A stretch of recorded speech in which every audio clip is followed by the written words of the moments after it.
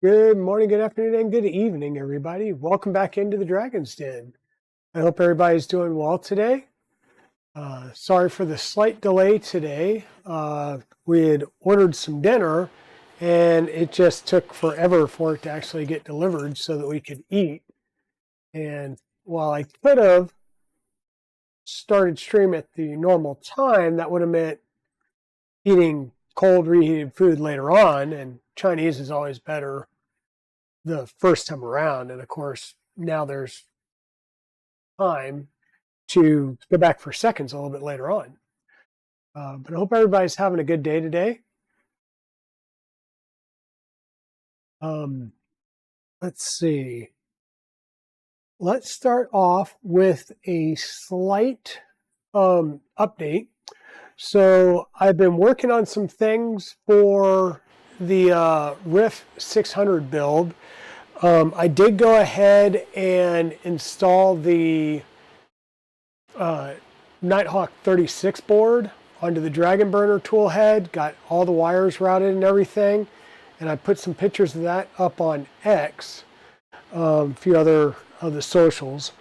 And earlier today and throughout the day, I've been working on catting up a cable chain mount to be able to route wires up to the X-axis. Now, our X-axis is going to be a little bit different because the motor is on the left-hand side, and most of our cable chains are made to go from the right to the left and come up. And that's the way most of our tool head board mounts are made.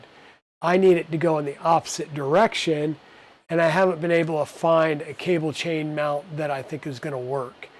So what I've got right now is a prototype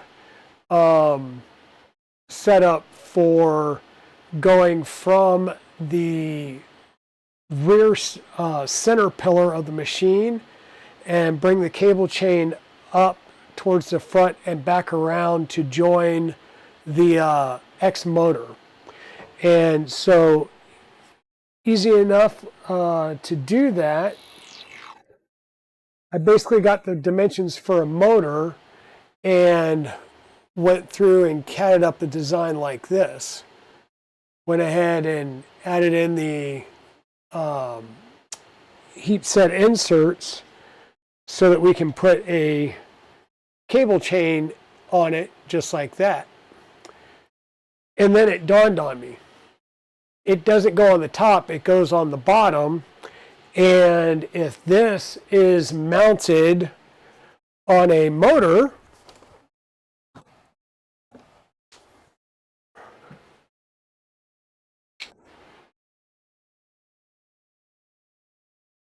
like so, cable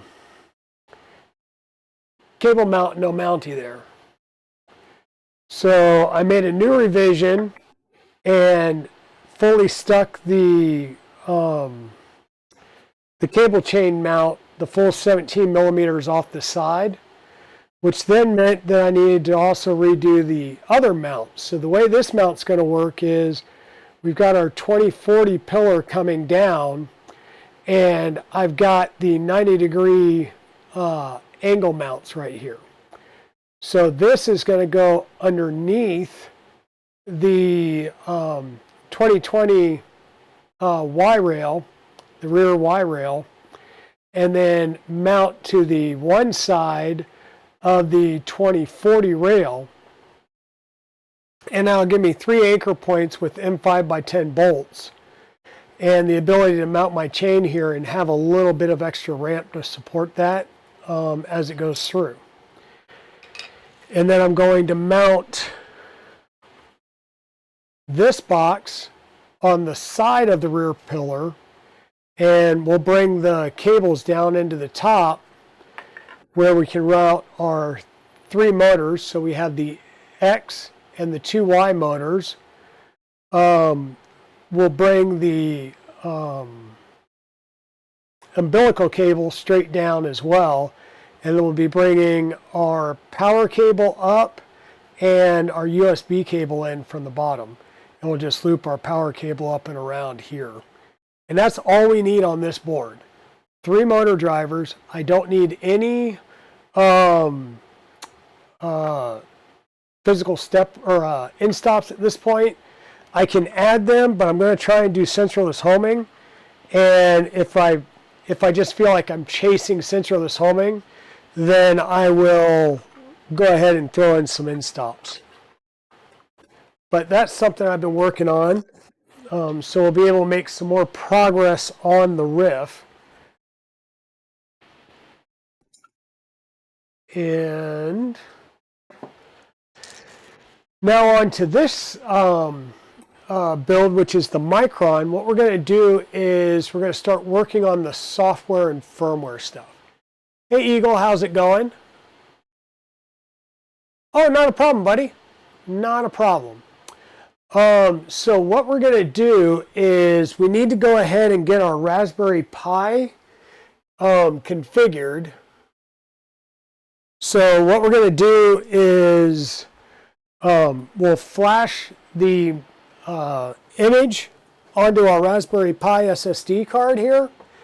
And then once we get that done, we'll set the printer up here. We'll power it on so that we can bring the Raspberry Pi online and get it on the network. And then from there, we will prep everything we need to flash all of our boards. So we'll flash the main controller board.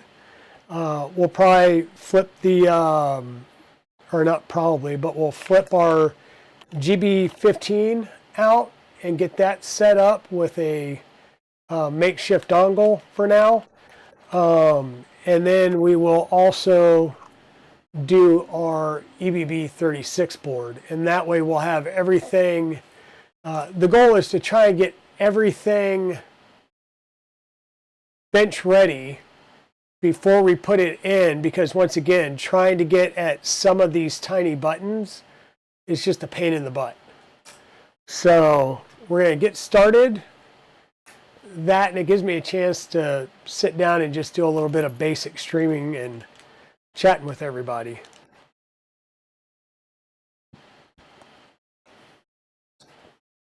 But I hope everybody's having a great day. Are you having a good day, Eagle? Okay, so he gave me a 32 gig drive. I have no idea if there's anything installed on this. I hope not.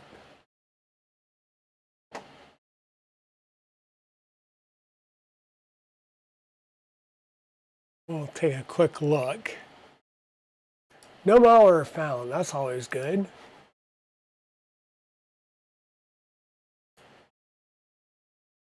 All right, looks to be a blank drive. So you guys kind of know the drill by now. We're going to grab Raspberry Pi Imager. And of course, there's a newer version, so we'll have to go get that.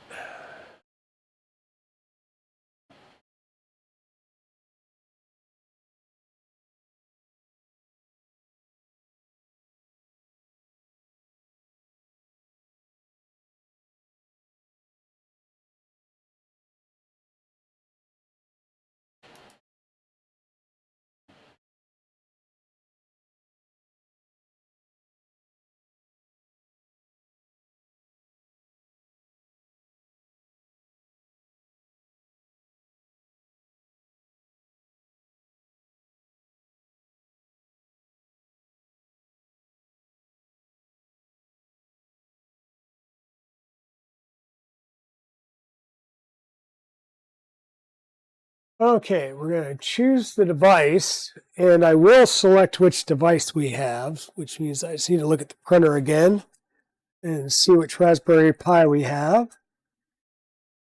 It is a Model 4B. A Model 4B. So we'll grab Pi 4. We're going to choose an operating system. And I prefer to start off with a bare system. So I'm going to select Raspberry Pi Other. And I'm going to go down here to the light versions.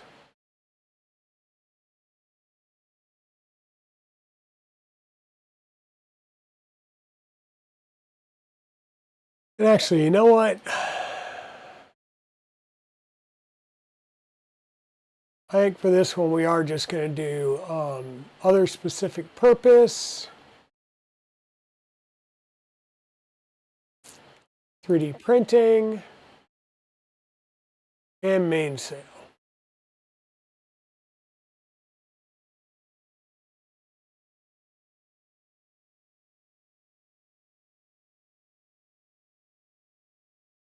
Um,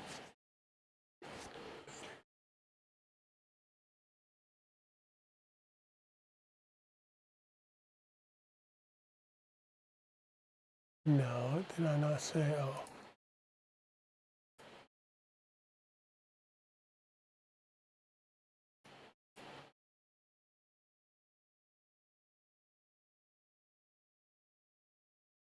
Change that to Micron. That way it'll be easy to see.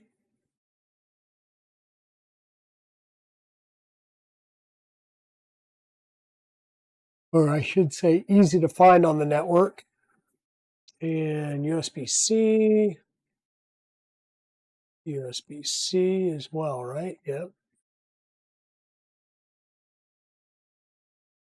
Let me grab one of my USB-Cs.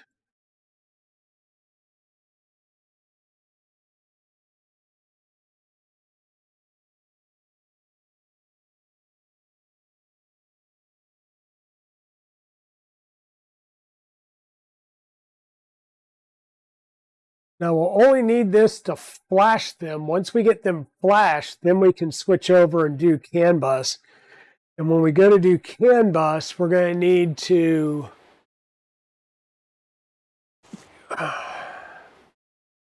create pigtails. I guess I could go and see.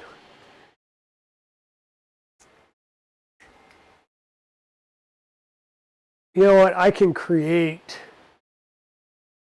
some small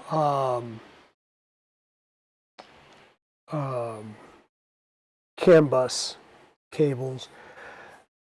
What I'm trying to think through is he has provided some nice IGUS chain flex, and I do not want to cut that up if I don't have to until we're ready to actually do the good wiring, right? The good and final wiring, because it's nice cable, right? It is an expensive cable, and I don't want to jank it up and have to keep cutting and slicing on it. So I actually thought I had some or a cable made that I could mess with. Let me see what I got here. I need some 20 gauge, well, 18 to 20 gauge, and some 24 gauge. Oop, oop, oop, oop, oop, oop. Oh, I'll be. There's a statement almost made now. But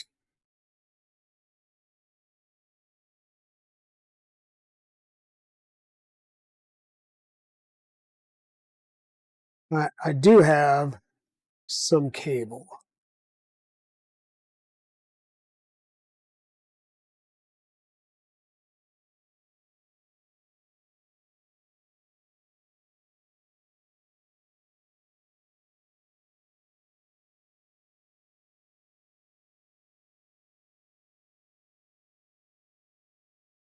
So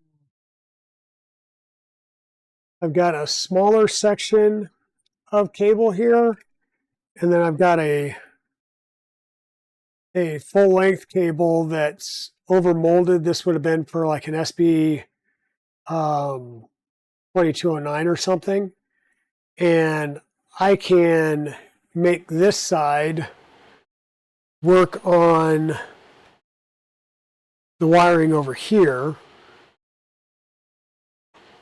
I'll just find a length and cut it because this is perfectly fine. So I'll cut this down just enough that we can connect it to the board, and then say the input on the GBB15, and then we'll do both ends of this to connect GBB15 to the EBB36, and that'll give us our cables that we need to play around with.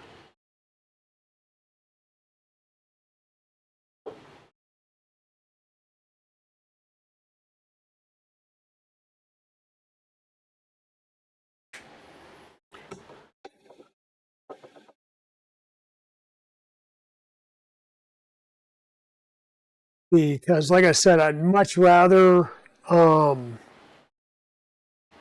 have a couple of cables made that I can use to bench test wires or bench test boards and get them all CAN bust up on the bench top before going through and cutting up some nice.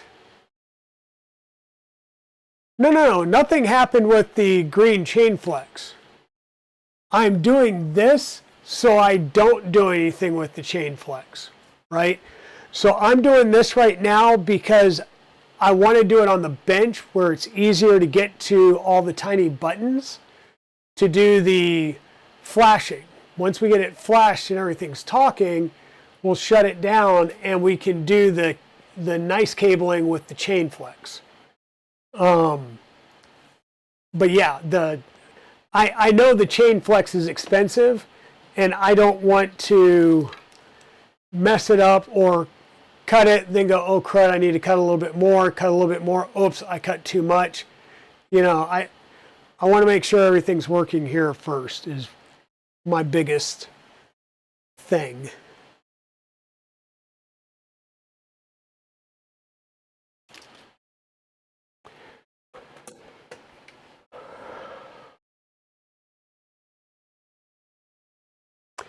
And besides, like I said, this gives me the ability to basically create a set of bench cables for future builds, mods, troubleshooting, what have you.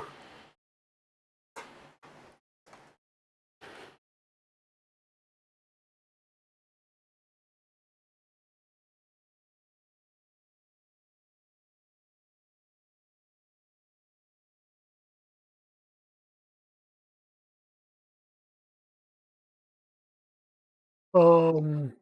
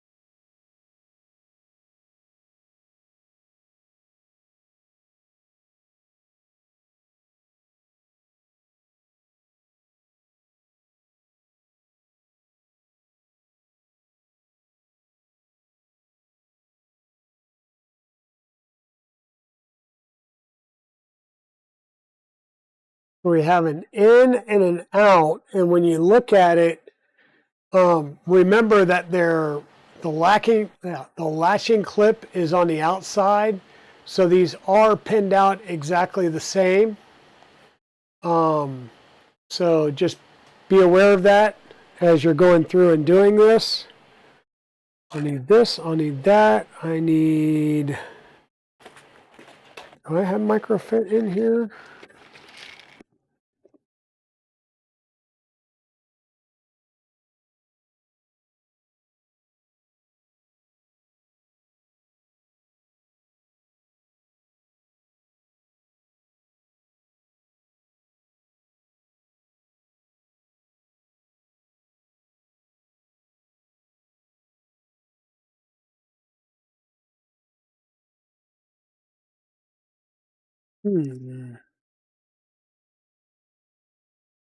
Where did I put my microfits?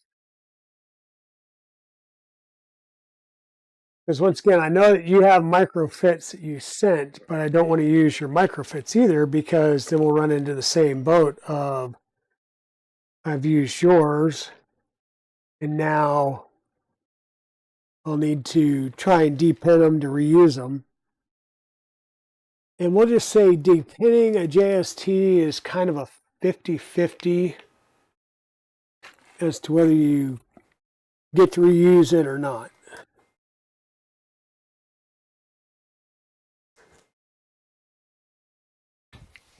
I do with my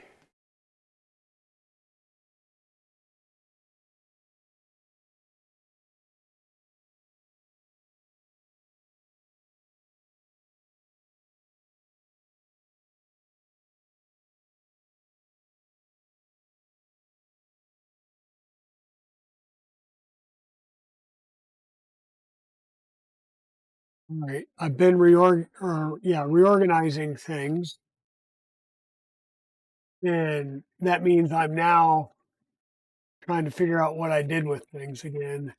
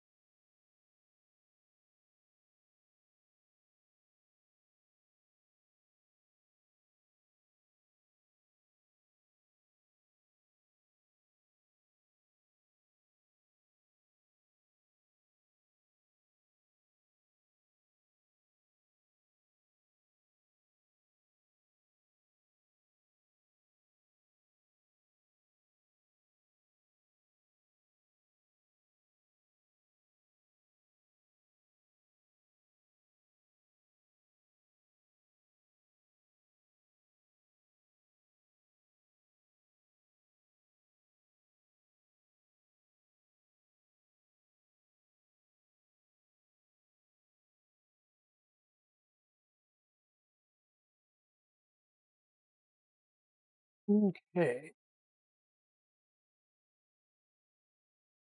Where? Oh, looking for the Molex connector. You know, the one that's sitting 3 inches from your face. Hey, Shrimp Father, how's it going? Oh, the purpose would be to not need it.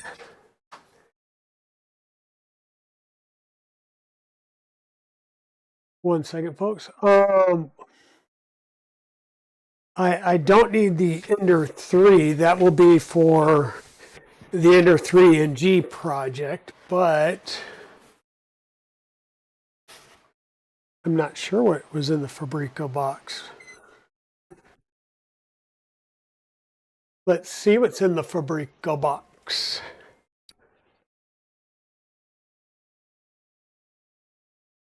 I know I got a box from Voxel Lab today. It's got some filament and some filters and stuff like that. Oh, duh. It was all the fans, the Honey Badger stuff that I bought on the Honey Badger sale.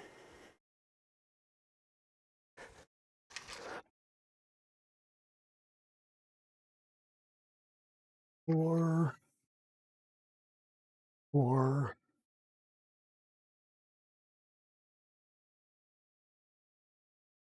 here's the 3 that I'll need there.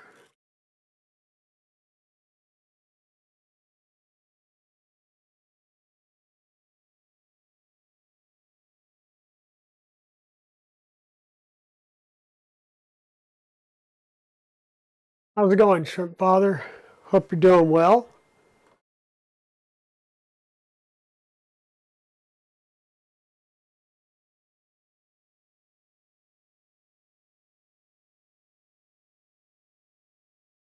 Hope you are doing well. Did our thing finish? Dang, she writing slow today. Okay, so we're going to pin this out for that GBB 15, or yeah, GBB 15 board. Now what I also want to do, so I want to check this, EBB 36 as well. And that pin out.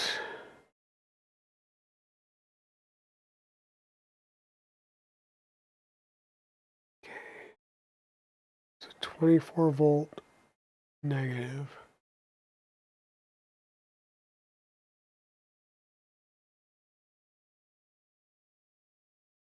All right, they're at least all pinned the same, so when I do this, this will be semi-interchangeable.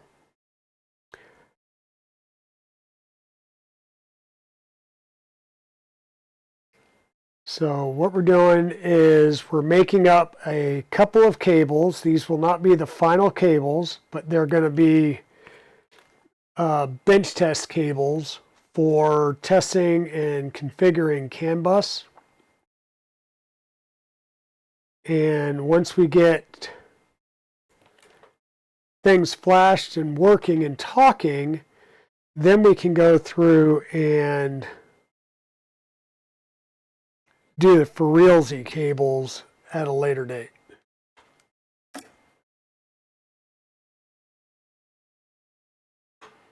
That sound like a plan?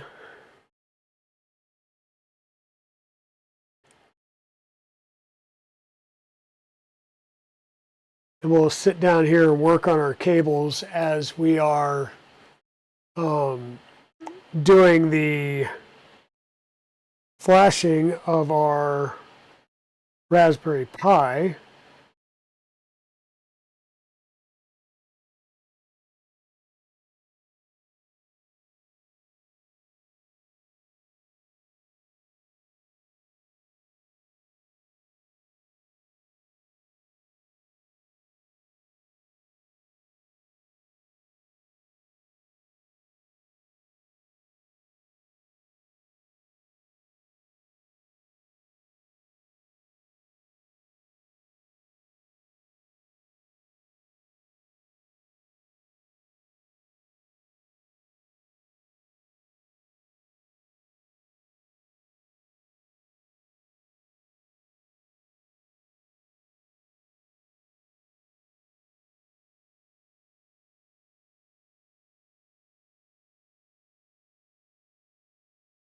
Hey Timor, how's it going?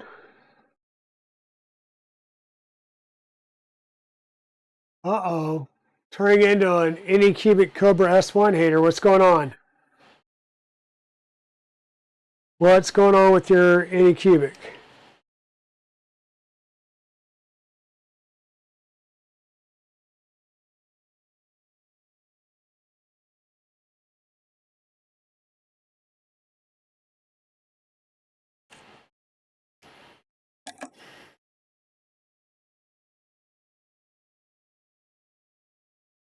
The inquiring minds want to know.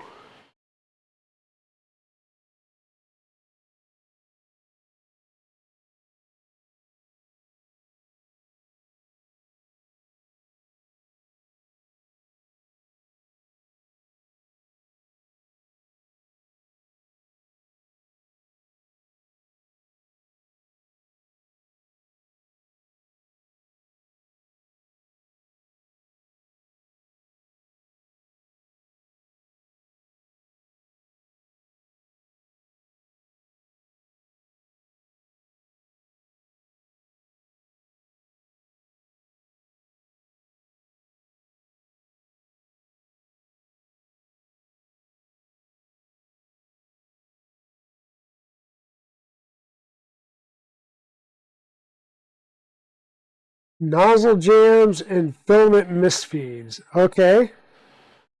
Um, and are you on the latest firmware version?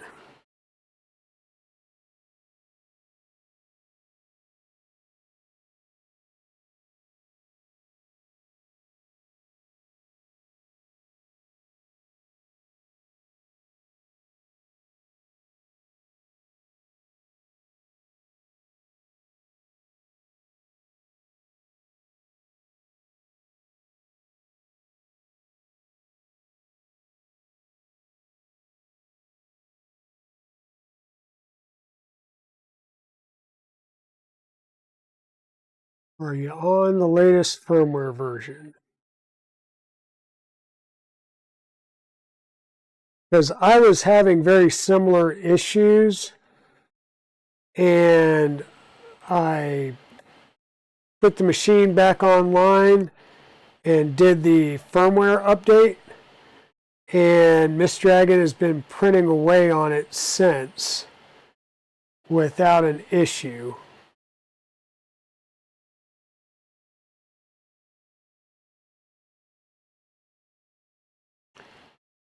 She's been working on a Printopia project.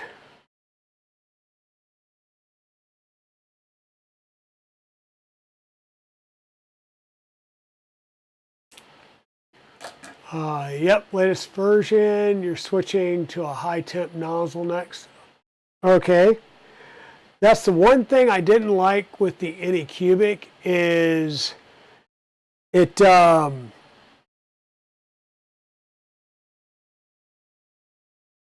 it did not have certain types of nozzles out of the gate.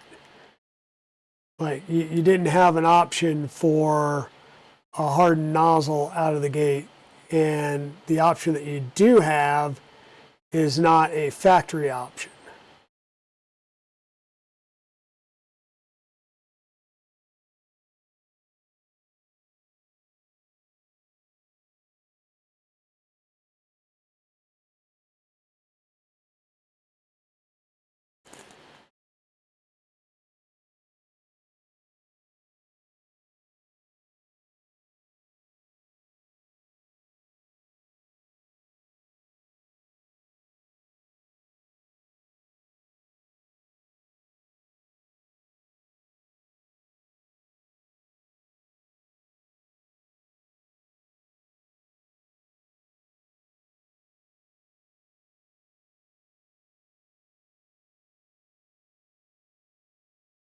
Positive, ground, high, then low. And high is yellow, low is green.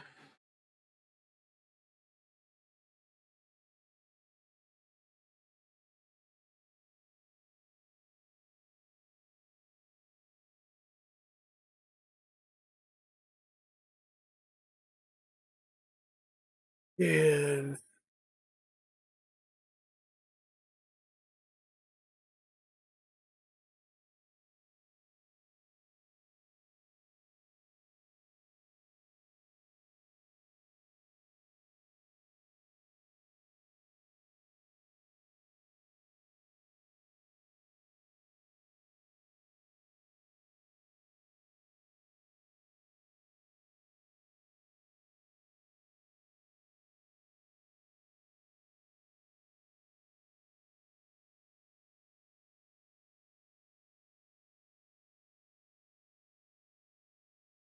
okay, so there's one done. We'll do the other, we'll do the two sides of this cable the same way. And we'll be able to daisy chain these together.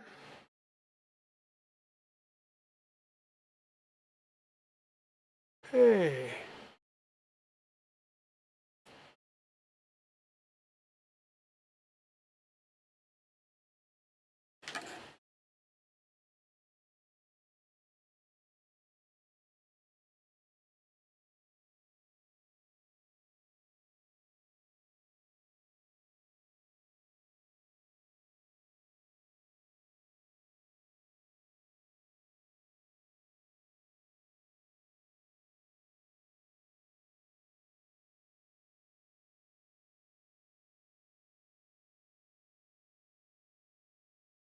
Like I said, nothing wrong with your Simplex cable. This is just me trying to build um,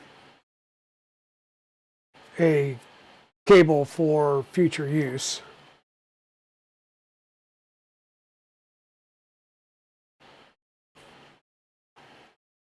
Cable or cables.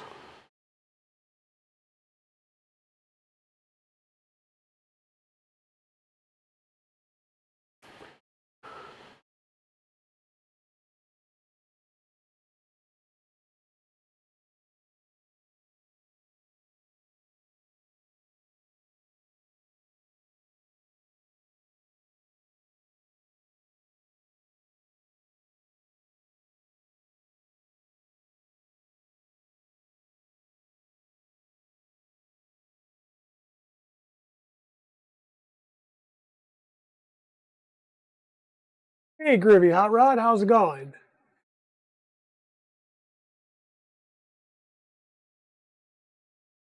My device has a malfunction.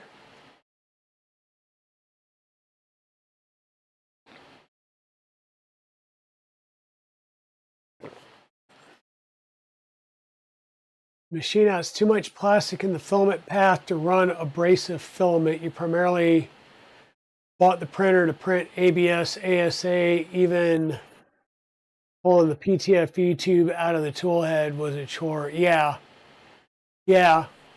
Um, I will tell you, my Centurion carbons have chewed on abrasives, didn't even blink at it. Excuse me, did not even blink at it. Um, the Anycubic, I did run abrasives through it, maybe 20 minutes. And I did go and get a new hot end for it that is here, so I can swap out the hot end. And I also went ahead and ordered the I don't know, replacement AliExpress nozzle that gets you a hardened nozzle. He's referring to the Anycubic Cobra S1 Waters.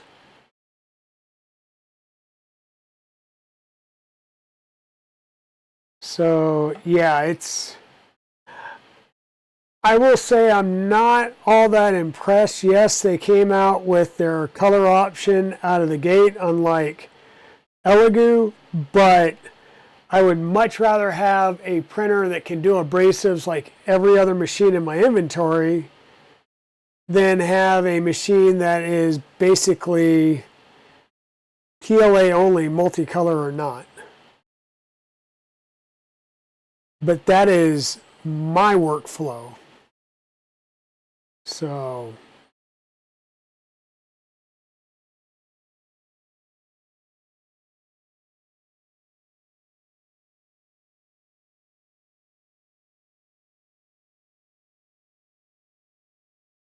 in Waters, I will be down your way tomorrow. I've got a coworker that wants to stop by and see the store.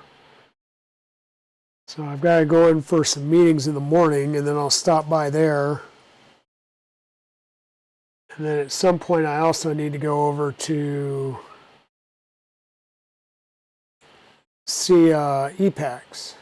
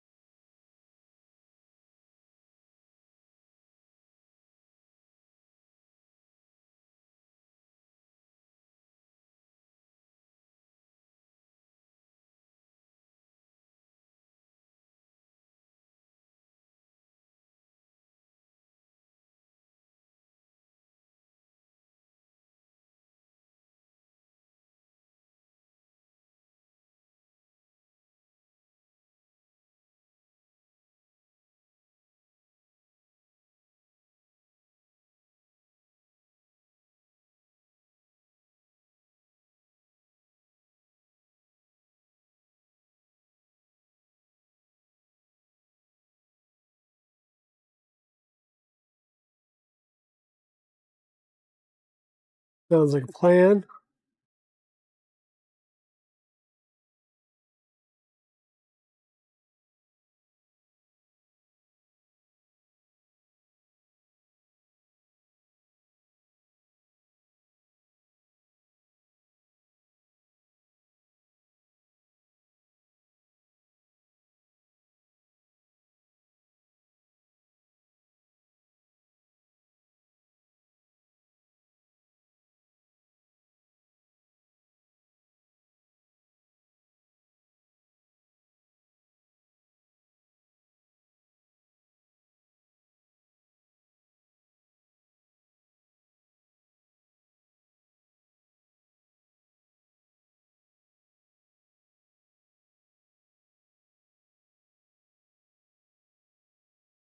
All right, that one's done. That one's done.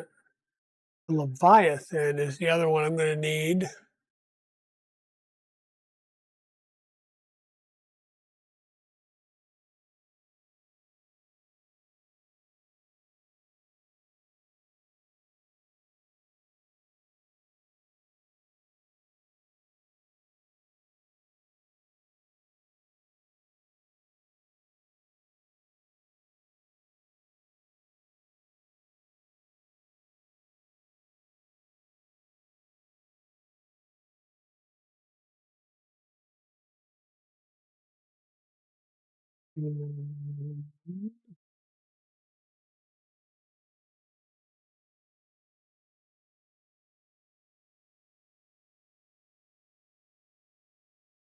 Matic.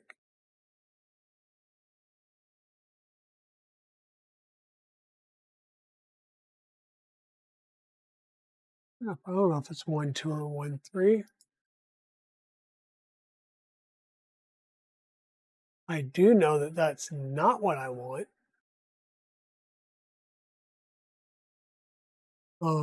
SCL's no manual, I guess.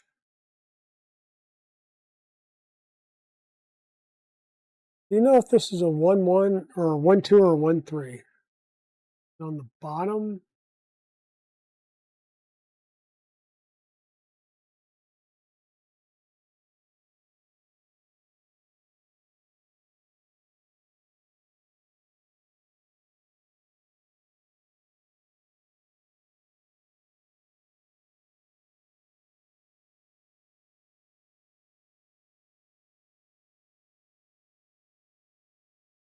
one, two.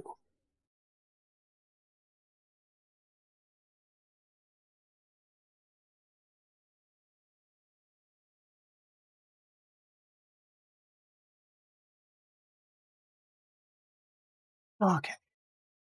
What I want to do is find out what the CAN bus pinout is on this.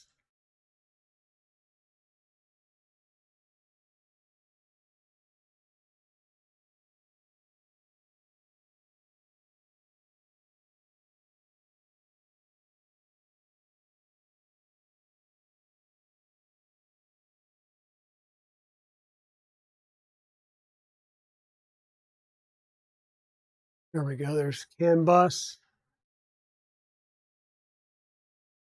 Ooh, interesting note. This is reversed. This is reversed.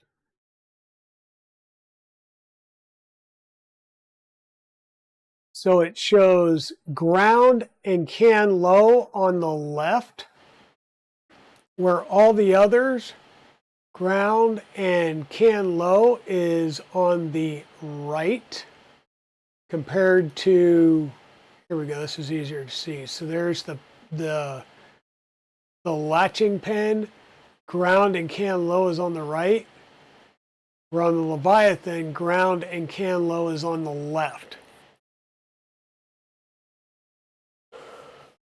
Oh, Starship is going to go today. Okay. That's cool. I know a lot of people have been looking for that launch. All right, so this is going into a CAN. I'm just going to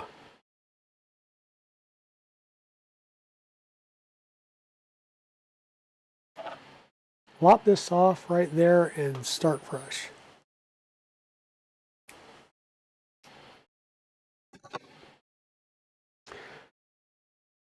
Yeah, so what we're doing here, Waters, is creating some bench cables is basically what I'm doing. The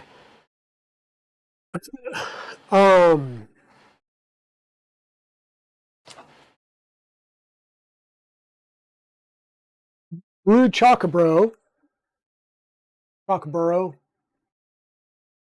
Zura, the gentleman that is having me build this for him has provided some IGUS chain flex.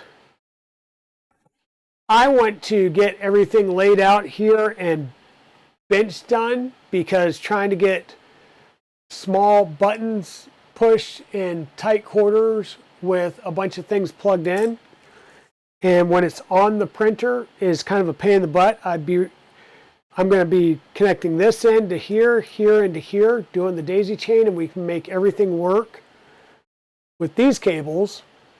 And once we have these cables done and we get everything up and running and it's working, then we'll get everything mounted and we'll be able to do the final cable build out with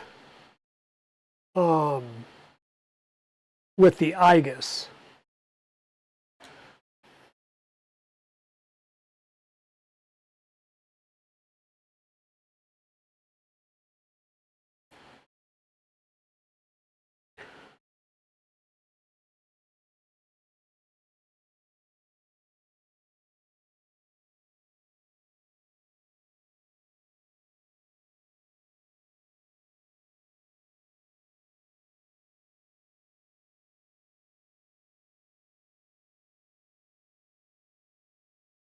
Or at least that seemed like the best planned course of action for me.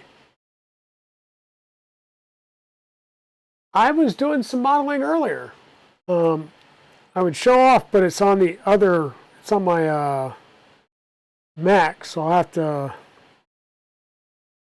show that off and I'll post a screenshot later. But I was modeling out drag chain mounts for my Rift build.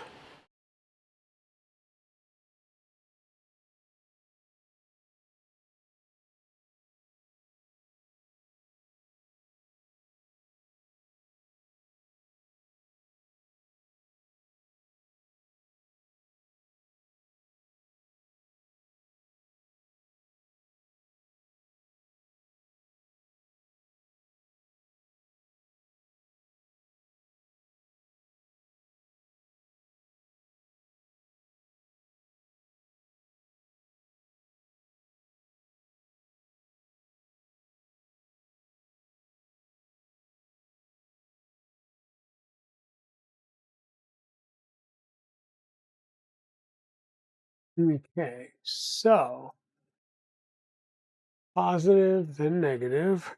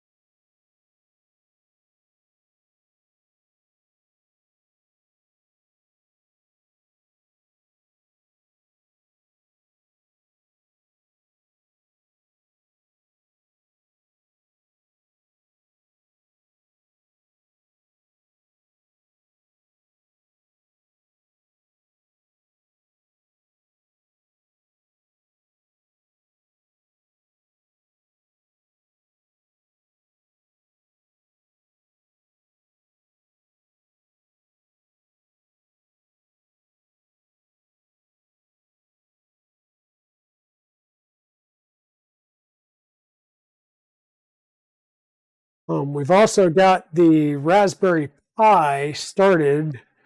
I wanted to at least get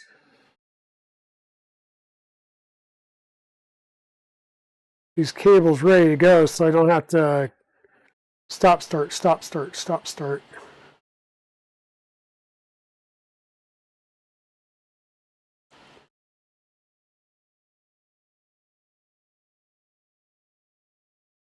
And as I say that, I realize I'm going to have to do that anyhow because we start off flashing everything with USB and then add in the CAN bus. So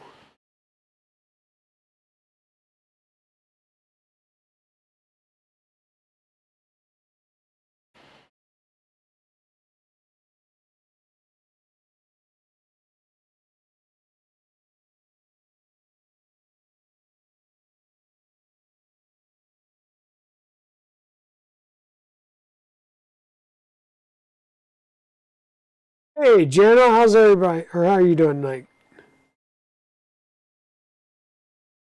You're doing well.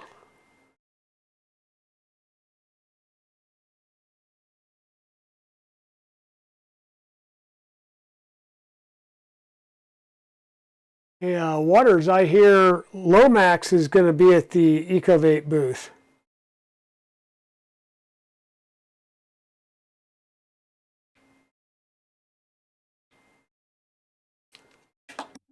At Printopia.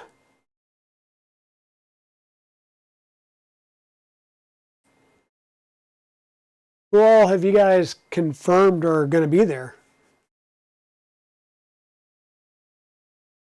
Well, this is going to be fun considering I haven't run any power to the actual board yet either. We should probably do that at some point, huh? All right, so I'm going to need, what do we need coming into Leviathan? Do we need, what do we got? We've got VN board, hot end, heated bed, and hot end and heated bed are going out. So one going in.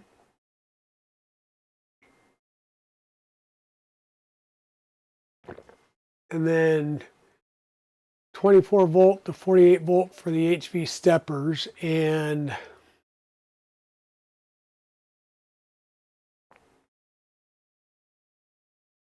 we will need those. So we're going to have 2 lines going there.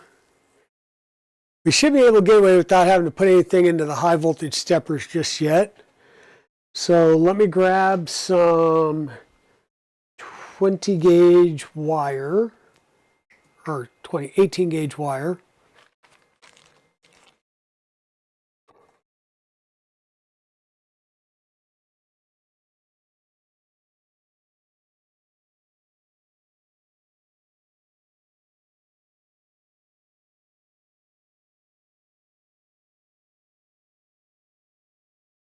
Oh.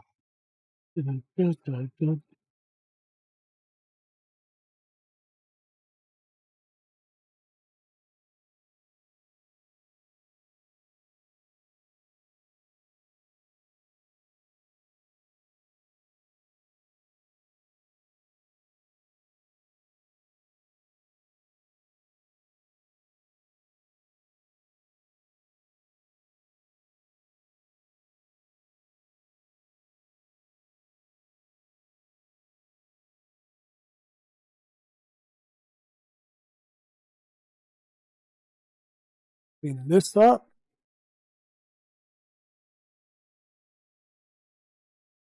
This over for a second. Set this up. There's a part of me that was thinking, oh, well, that's easy. I can run, just run power to the Raspberry Pi and go. But we do also need to, we also need to flash this board as well to do CAN bus so that we can do the rest of the CAN bus. So, Jano,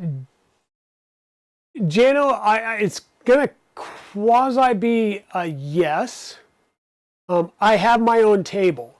In talking with Chris, I am supposed to be down on the floor next to the Ecovate booth. Now, until the floor plan's out, I can just say that's what I've been told.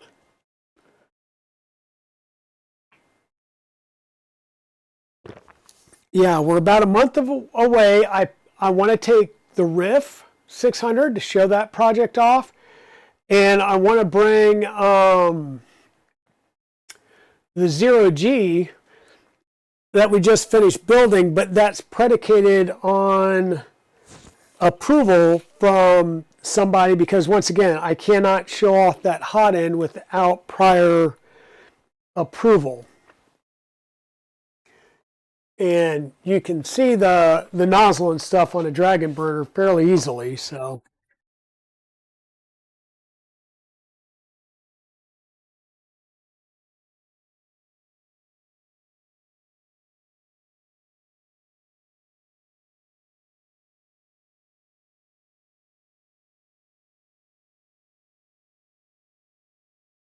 I think I can get approval. I just need to make sure before I jump out and do things.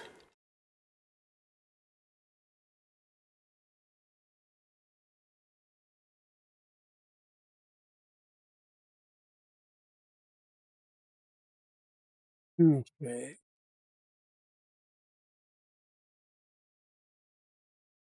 Positive.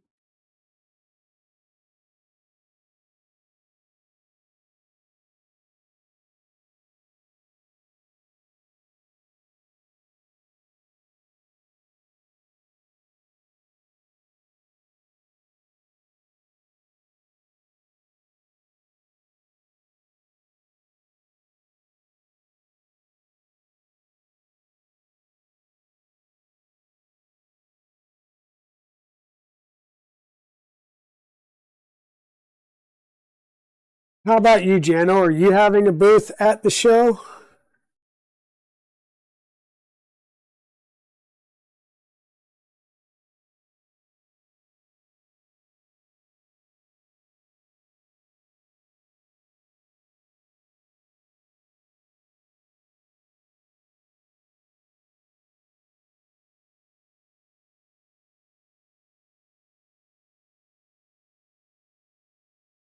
Yeah, you don't know where Princeps is going to be yet. Yeah. Um, I also kind of don't like how this is going to be right up against that fan, so I'm going to have to figure out some stuff with the wiring. Um, Man, it gets tight in here real fast.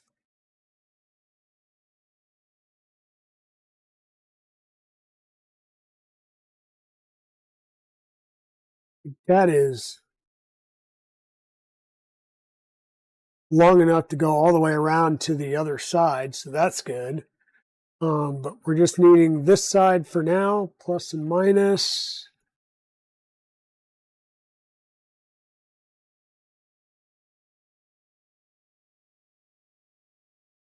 Because you're going to be over with Princeps, right? Blue Chalk Bro or Zura.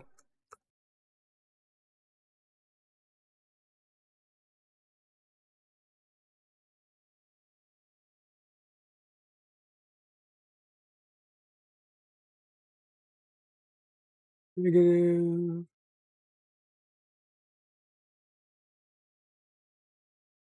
Yeah,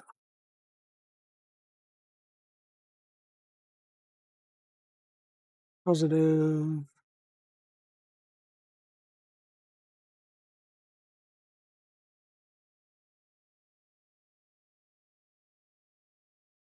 This is temporary wiring. I promise I will clean the wiring up and make it all nice and pretty. And I will ask this though. Do you want me to leave these Z wires long in case you decide to pull these out and run them in something else? Or do you want me to cut them short to clean up and save space?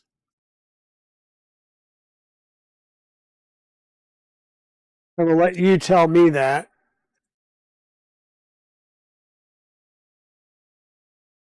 Okay, so we've got just basic 24-volt power coming from the power supply to the Leviathan. We should be getting power to the Raspberry Pi from that. I don't think we need this because we're going to be basically talking over UART. So I don't think we need this fancy ribbon cable. Power cord, where you are. There you are.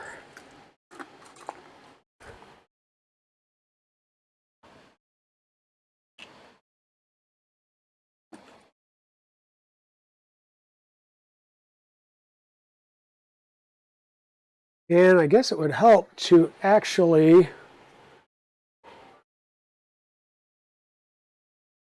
put this in.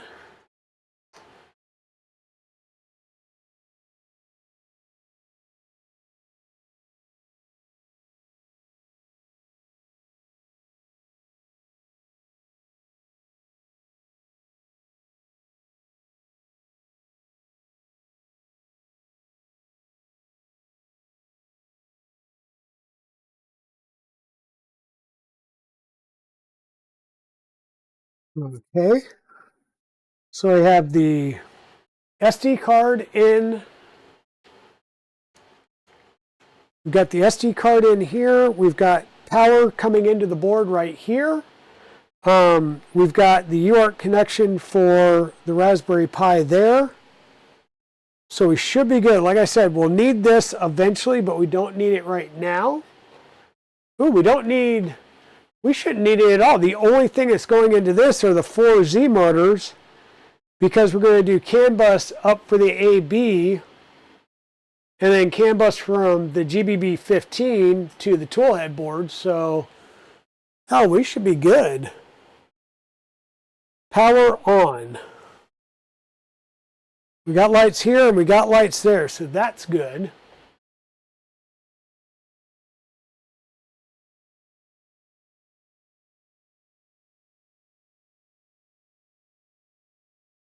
All right, yeah, you want it super clean? Okay, yeah, we can do that. That can be done. I'll say that ain't nothing but a thing. That ain't nothing but a thing.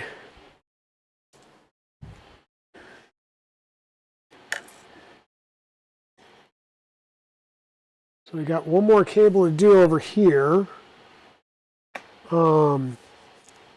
And I just need to remember that the longer cable here is Leviathan. In fact, I'm going to put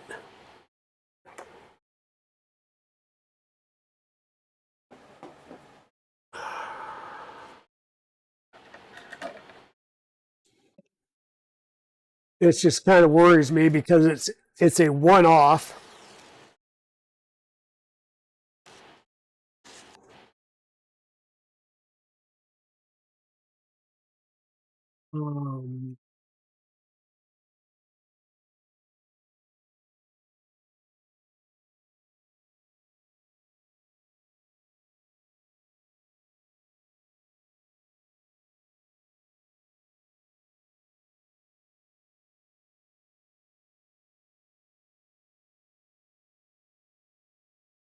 Leviathan is, what was that can?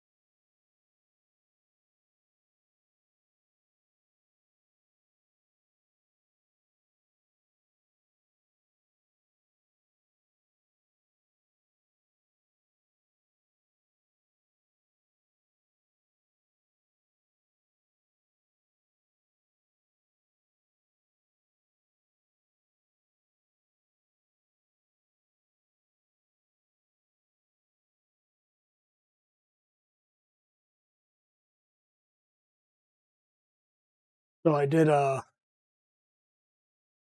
Leviathan and the pinout here, which, like I said, is a mirror on the, we'll say, the vertical axis here. So everything else, it's high and plus, low and ground. So we need to make sure that we mark the one cable that if we plug it in wrong, will fry everything downstream.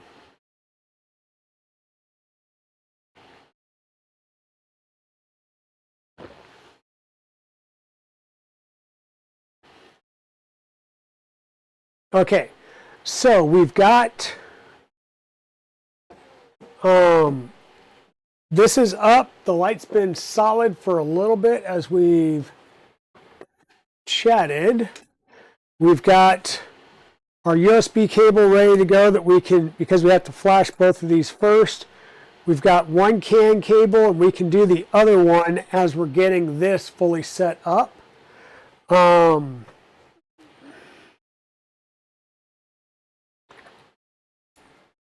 I went to pull the bench over and sit down and realized, oops, we've got something there.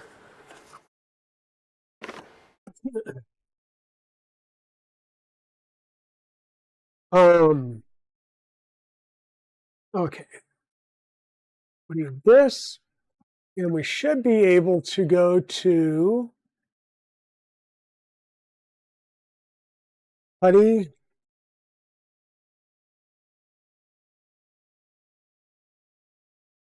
Micron.local port 22.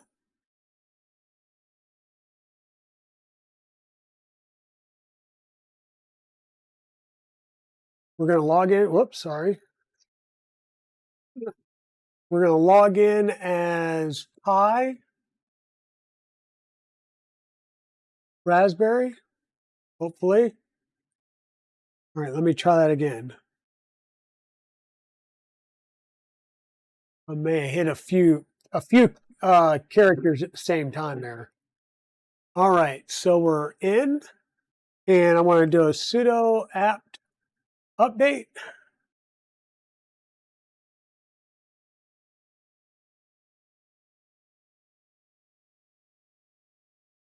We'll do an apt update, and then we'll do an apt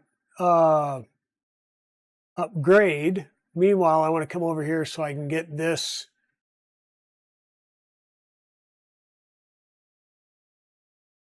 ready to go.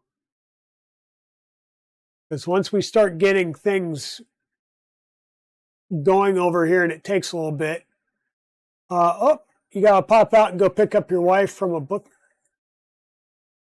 Sounds good, Waters. We'll see you later. Tell your wife I said hello.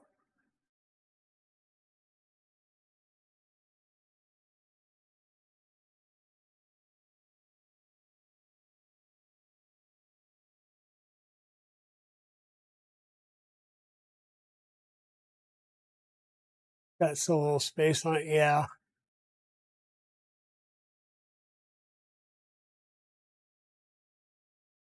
The paramod you're validating at the moment, one is validated and it is name pending. Okay, there you go.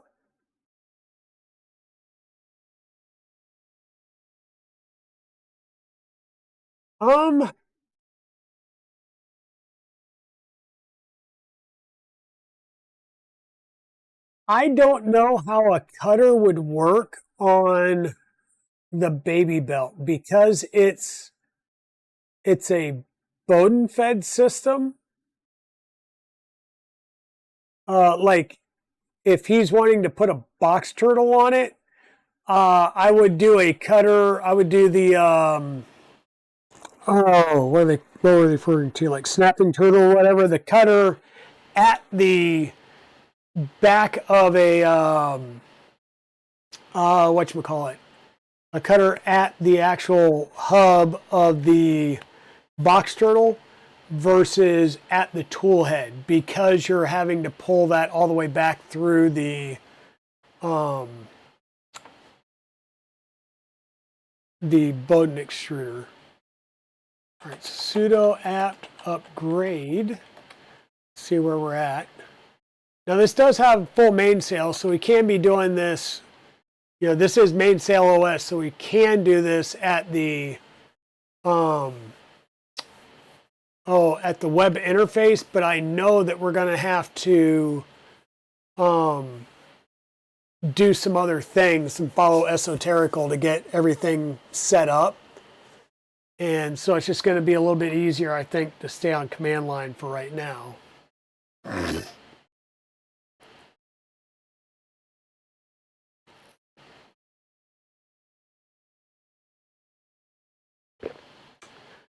So yeah, you're seeing the affiliate codes for amame. I will be, so I'm still trying to hear back from them. The sponsorship agreement that I did sign would include a kit that I can build on stream. I do have my old ones that I can rebuild that are kind of old. I'd probably take them apart, clean things, and rebuild it. It needs some new printed parts anyhow. But I have loved my original amames. I believe it was the 40 millimeter drivers that I did at least 3 years ago when I built those. And they are my daily driver headphones when I'm at the house for work meetings. If I'm traveling, I go with a pair of Skull Candy earbuds just because it's easier to transport than a big set of over-the-ear headphones, especially one that's corded and not cordless. Okay, so that's all installed. We're going to need to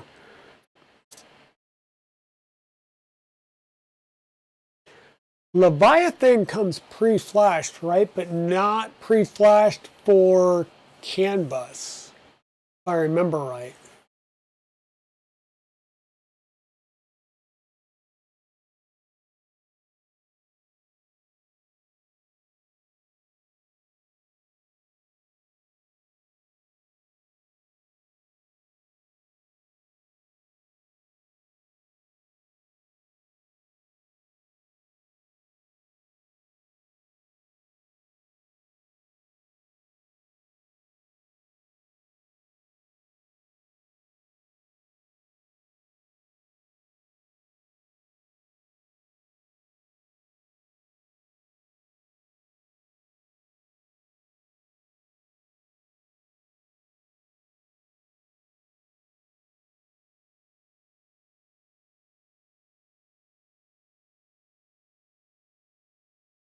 Well, but that's the thing. If it's got CAN boot already,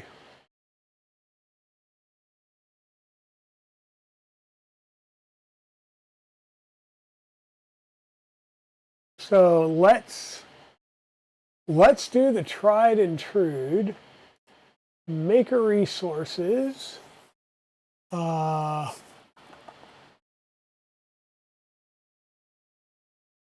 I really need to clean this up. Esoterical, and I am obviously zoomed in some. Okay. Basic structure of 3D printer CAN bus, blah blah blah. New build. That's what we're going off of. Raspberry Pi OS. Got that done.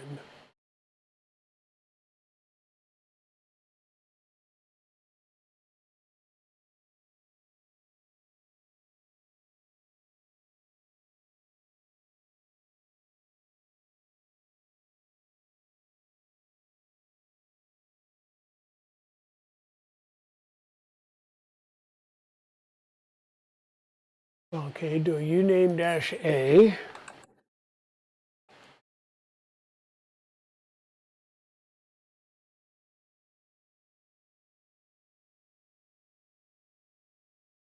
We're at 6.12 and Arch 64. So if you're at 6.1 something, well, we're at 6.12, so it should be good.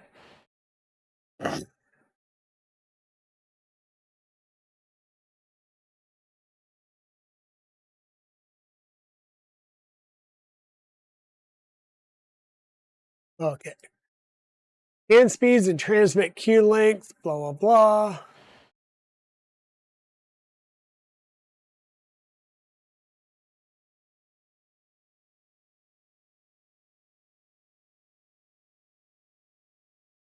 So we're changing the way we're doing some things. But what we're doing is copy pasting. So we basically enabled the systemd network daemon. And then we enabled it, now we're going to start it. Which that worked fine. We'll check and make sure that it's running properly.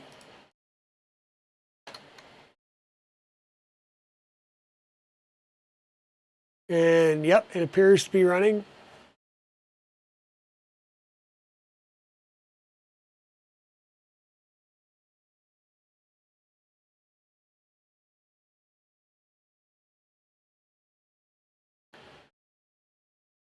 Fortunately, this also enables the systemd network D wait online service, which can cause the system to freeze. So we need to disable that service.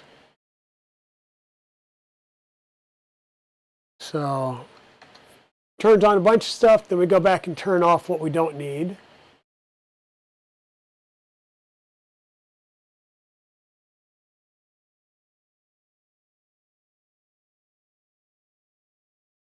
Then we're going to copy a line here, and this is going to set up our transmit queue length for the CAN network to 128. That's 128K. So we've got that rule added to the network daemon.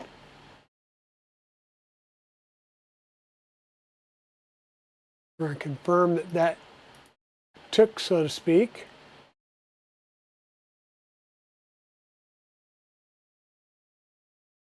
And it did.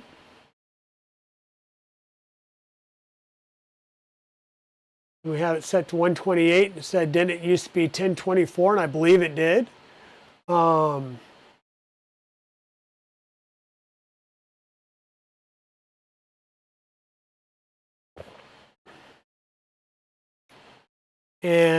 it's recommended directly from Kevin O'Connor, who's a big person on Clipper, you know, to lower the queue length to 128.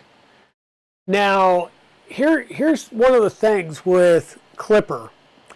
If you've ever gone to stop a print in Marlin and you say stop print, it stops almost immediately, right? Because it's parsing everything one instruction at a time. With Clipper, your host is parsing the instructions and sending a stream of data to the board, and your board is buffering commands. So when you hit stop on Clipper outside of emergency stop, which disconnects all pipeline immediately and sends a reset command, you will say stop, and it may continue to print for a little bit before it actually does that command. And that's especially if you try and enter something while, say, I don't know, you've got, was it the M140 or 190, which is the turn the heater on and wait until it reaches temp. It will not do another command until that heater reaches temp. Right? So that's another reason why they're saying reduce the queue length, is it's a smaller set of information that's being passed at any given time. So hopefully you don't flood the, I don't want to say flood the buffer, but it reduces the amount of chance for things getting overloaded in the pipe. Okay, we just enabled the CAN0 interface and set the speed. In this case, we've set the CAN0.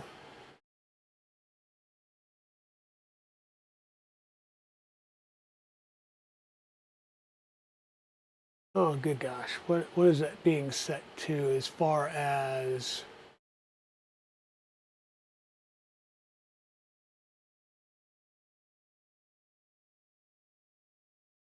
Ah, 1 million. So the bit rate is 1 million. And that's critical because you need to have that same bit rate the entire way through your CAN bus chain. If it is different than that CAN bit rate of 1 million, which I'm going to highlight right here, if it is different than that on any device that you flash with CAN boot, or excuse me, Catapult or Clipper, things will not work. Can I change the size?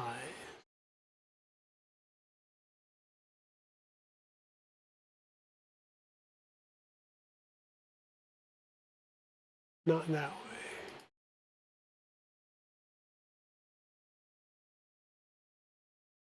Oh. At some point I need to make this bigger. It looks very, very small on my screen. Hopefully it's big for you guys on your screen, or big enough. Hey, Jedi Spidey, how's it going? Are you taking a break from your sanding and priming and sanding and priming?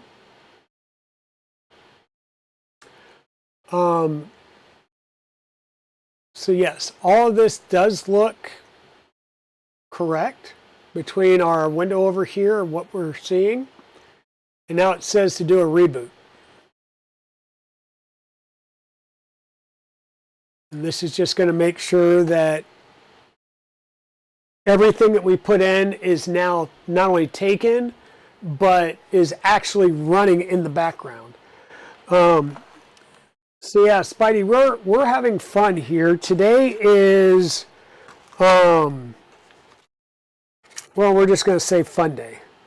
So what we're working on today is setting up our CAN bus, and I'm kind of doing it a little weird.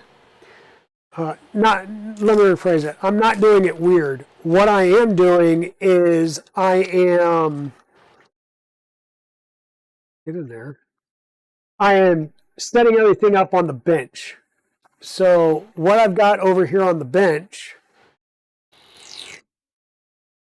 is, if I pick the right view, it'll help. We've got the GBB 15. This will be mounted on the 1515 rail between the A and B motor. And we're going to come from the board down here at the CAN bus up through the drag chain and to this side closest to our USB-C. This is the in port. Then we'll come from the out port here and go up through the umbilical to our EBB 36 toolhead board, right? So what I've done is I've been creating pigtails. So we'll need the USB-C cable to actually flash CAN boot on everything. Once we have CAN boot on everything, then we can go around and do Clipper. And I've all three of the connections to the two connectors in the GBB 15 and the one in the EBB 36 are all wired the same. Okay, you'll have, looking at the connector, we'll have positive, negative at the bottom, CAN high, CAN low at the top. And then we have the outlier. This is the Leviathan side that I have labeled. And you'll notice that the connections are opposite. They're mirrored along the vertical axis there. So CAN high is still over 24 volt, but the 24 volt and ground are swap sides. So be mindful and label these darn things, because if you don't and you plug this cable in wrong, you're going to be sending 24 volt and ground over the wrong sides. And at the very least, you're going to blow this board, if not this board and this board, because you're sending 24 volt down the wrong way. So that's why we're going through. And I wanted to make these cables here. These are bench cables for me. So So this will be Leviathan to GBB15, and then we'll go GBB15 into the tool head, and these are going to become bench cables for me for future builds. So we can do any CAN bus on the bench top before we do anything else. When we go to do the real wiring, one, we're going to clean up and route all of these wires to be nice, cut them to length, recrimp, and go in to keep everything nice in the bottom. The only thing we're having to this board is the 4Z motors, right? 4Z motors, the display will come up to the Raspberry Pi. Everything else is going CAN, so we're going to come out of the CAN connector up through the cable chain, over here through the cable chain, up to the gantry board, the GBB15, which will hold the A and B motors and the YN stop, and then we'll come out of the GBB15 and come up to the tool head, which of course will have all of our other wires for the EBB36, and that'll have an XN stop. Did we put in? We didn't put an XN stop on there. That's where an XN stop would go. I think we're going to try and do sensorless there. But with all of that said, it keeps this wiring a lot neater. We'll just have the 4Zs, we'll have some fans, and then everything else is CAN bus up on the top side. So we're just going to try and get everything done CAN-wise before we have to go any further. And with that, I'm going to come back over to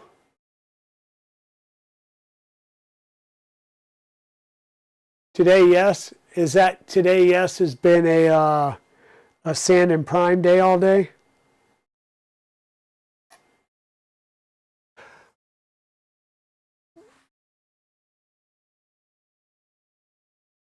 And it'll probably be good to keep this one as a Leviathan and create another one that would be board specific. Because I do plan on doing more Leviathan boards down the way. Okay, we're going to log in as Pi. Password is Raspberry. And hey, we're back in.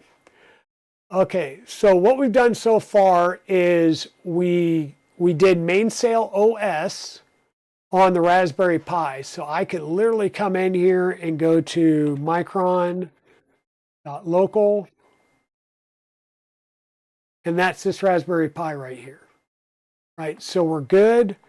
If we look down here at machine, we'll see that we've got crow's nest, clipper, mainsail config, moonraker, sonar, and system. So everything's pretty much there that you would need.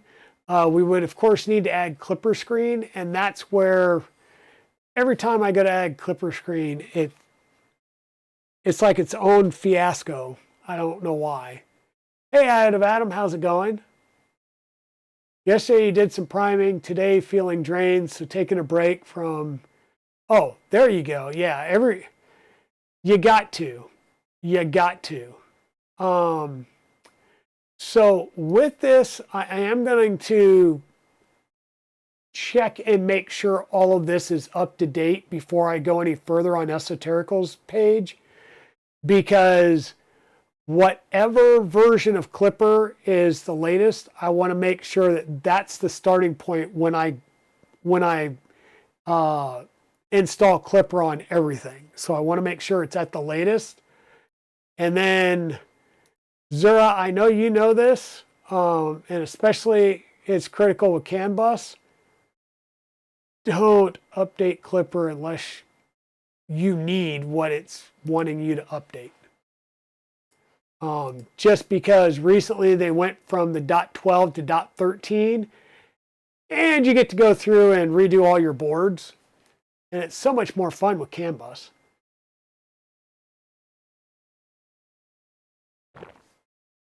Though the esoterical guides, I have gotten a lot better results of not having weirdness. Yeah, unless you want to have lots of fun. Yeah, that's why I figured you knew that. All right, 120R resistors. I believe the Leviathan has a built-in one. I believe the Leviathan has a built-in 120R, and there is not a jumper. Oh, there is not a whole heck of a lot to that. Um,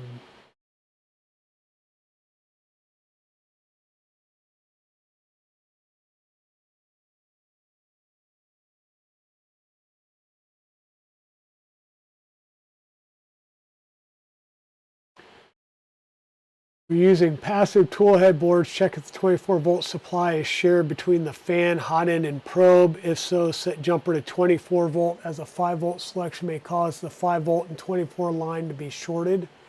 Well, that would be bad. I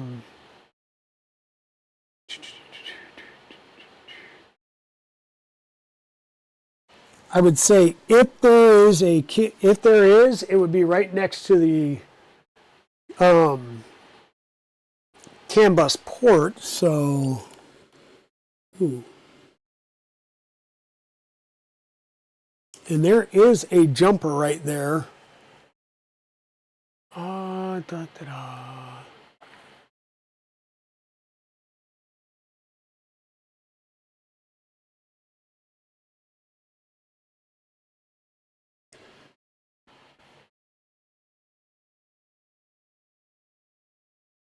And what are our probe fan 0, 1, 2, 3?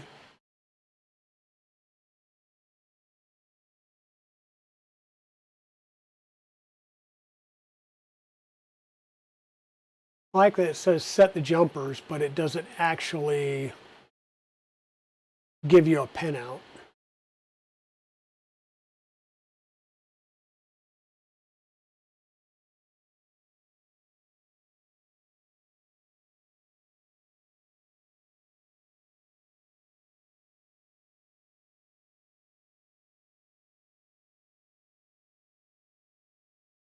Oh, come on.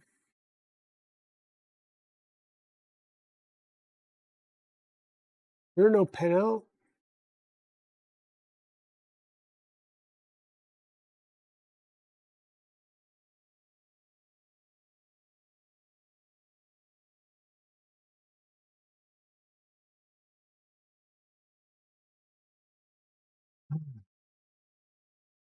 Oh, well. We'll keep going. I think, like I said, there is a jumper there. The jumper's in place. I think it's the CAN bus jumper. We should be good. So, launch was successful. We'll jump away for the trip downhill in about 20 minutes here for now. Hey, Down Under Maker. Okay, so Timor, if I remember right, this is going up, but it's destined to come like the, what is it they're testing this time? Down Under Maker, we're doing the Leviathan.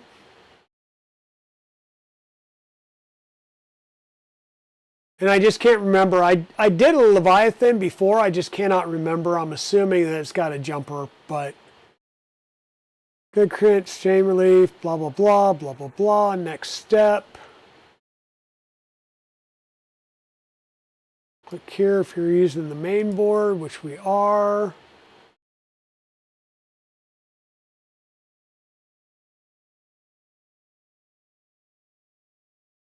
We did an app, we did an upgrade. We need to make sure and install the Python serial stuff.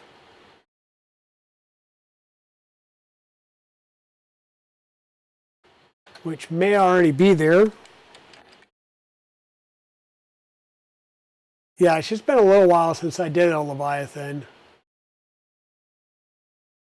See, that's what I thought is newer boards had the 120 resistor already built in.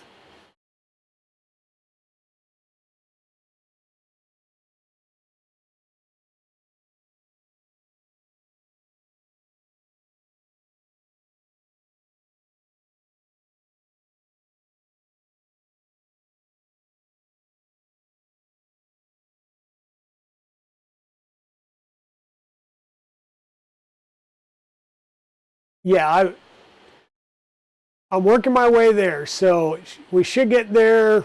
That's what I was going through was ESO's site. So um,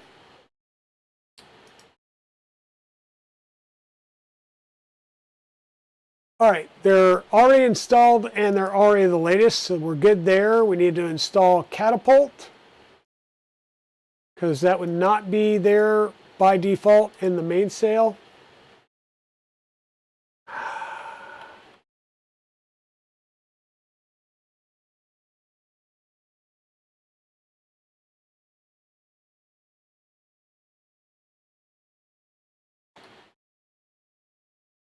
So we'll get that downloaded and installed.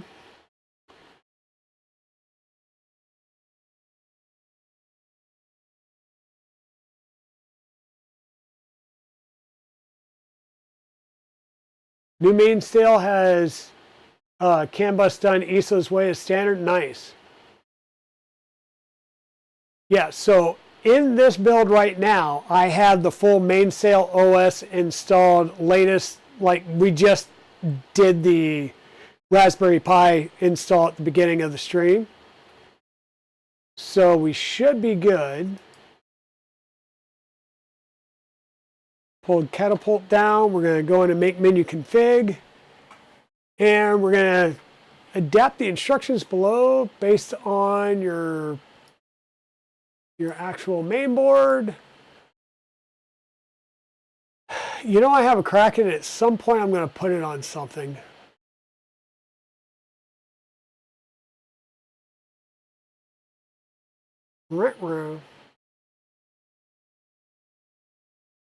Oh, Leviathan, and this is a 1-2. Yep, there we go. That jumper right there. The header for the term resistor is circled in purple, and we've already got a jumper on it, so we're good there. So the resistor's there. To go into DFU mode, we need to push the boot and reset. Count to 5. What? Okay, so hold boot, depress and release, reset, and then, oh crap, where are those?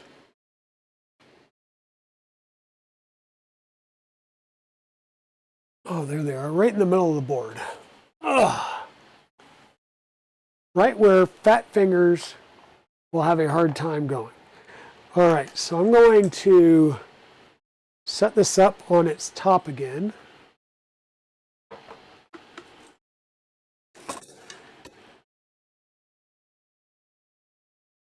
And boot's closer to that, so boot reset. Could they have made these any smaller? Like seriously, these buttons are minuscule.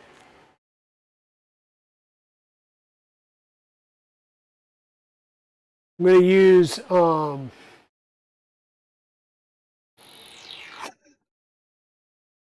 so these buttons are literally minuscule, and I know that doesn't help, but I'm going to use a couple of zip ties in the heads to hold these down. So that's the boot on the left. This is reset on the right. 1001, 1002, 1003, 1004, 1005. And we should hopefully be in DFU mode now. We'll leave you, actually, let me grab some of this stuff.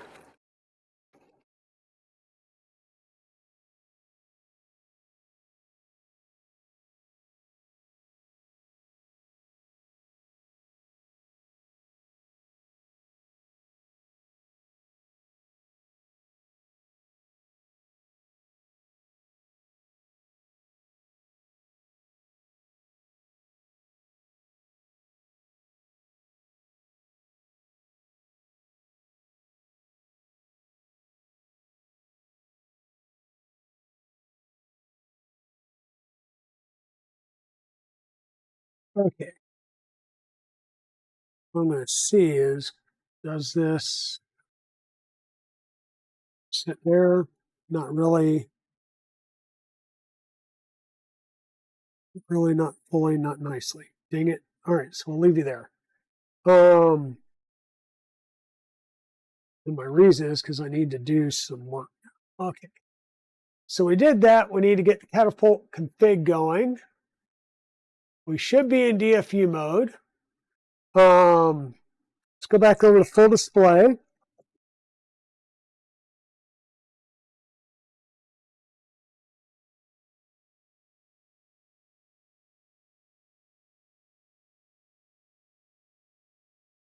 Okay. And we're looking for M32, not smoothie board. And F446.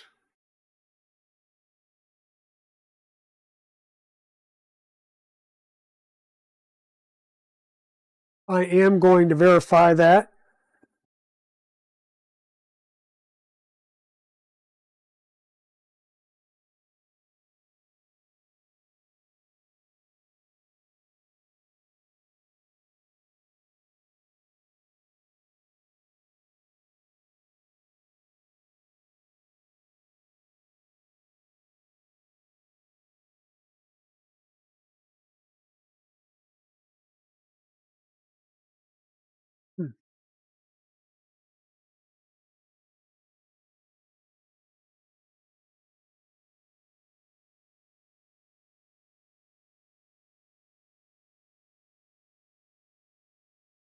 Give me 1 second.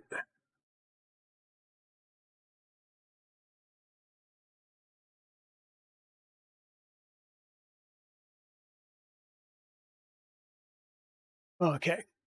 Yes, it is a 446, just confirmed looking at the board.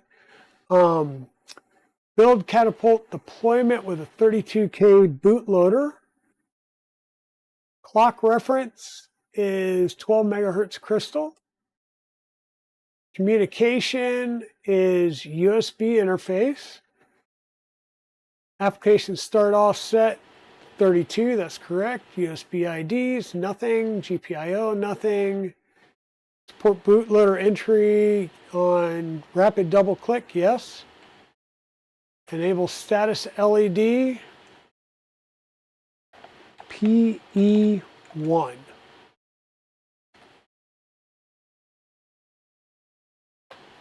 Okay.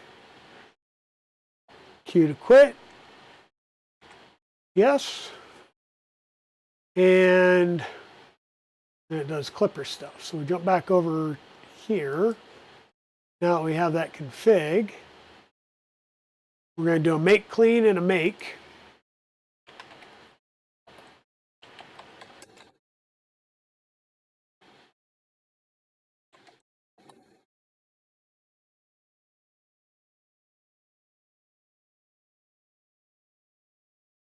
Hey, Plague Rain, welcome on in.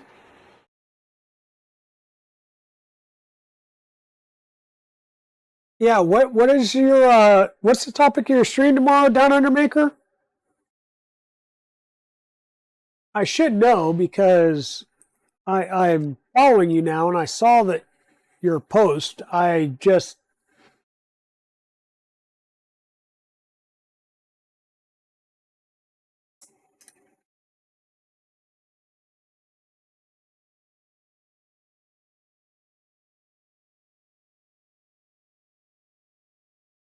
I'm not sure if I need that USB for this part, so we're going to make sure and have it connected.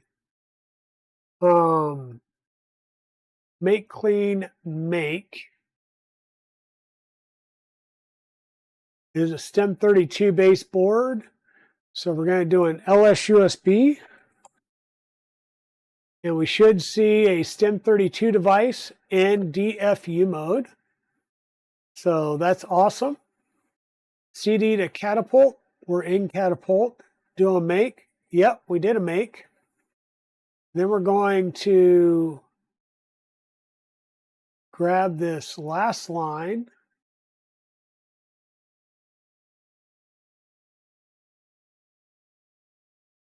Pop it in there. And that line is pseudo. So going into sudo, which is always good. Use that rather than logging in as a root user. We're going to run the DFU utility to flash the board with a mass erase and then force. Catapult out, catapult.bin, 0483 DF11. Yep, and we're going to hit enter and watch this go.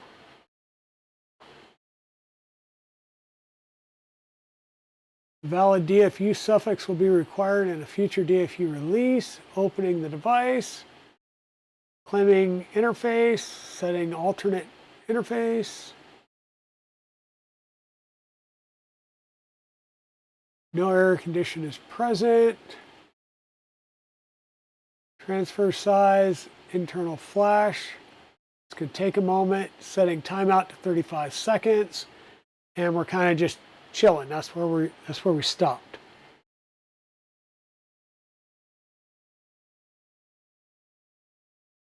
I am seeing a light flash on the board. So we did get a good flash because I have that light flashing on the board right here, which is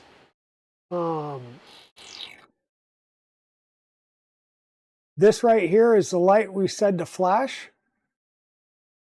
So let me see if I can cover up the output. No, yeah. But this light flashing right here is what we're looking for. So that's good.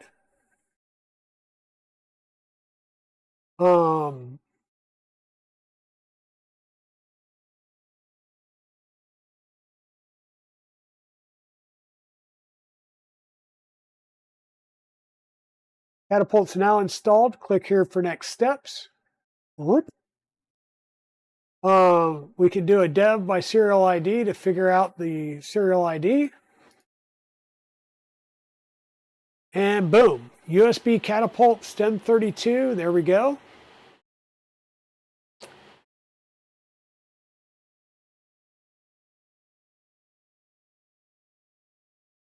If you do not see the catapult device listed, or if you got a cannot access, then don't go on. We did. So now we're going to install the USB CAN bridge Clipper edition. So we're going to CD over into Clipper.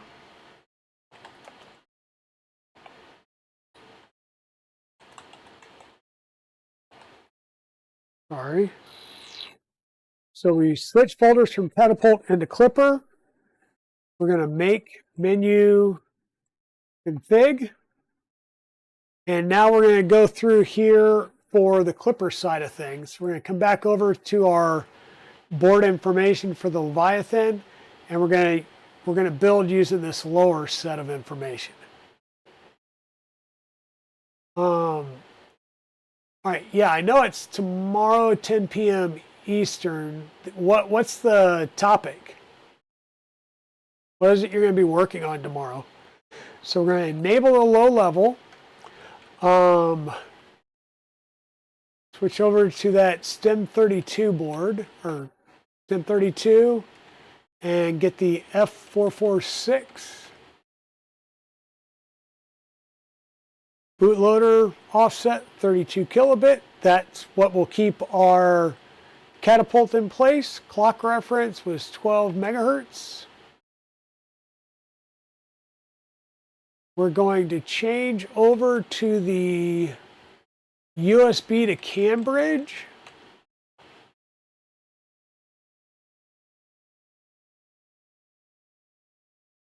CAN bus should be set to PB5 and PB6.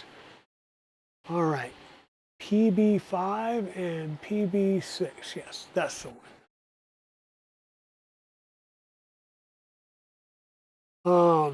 CAN speed is defaulted to 1,000,000. That is correct.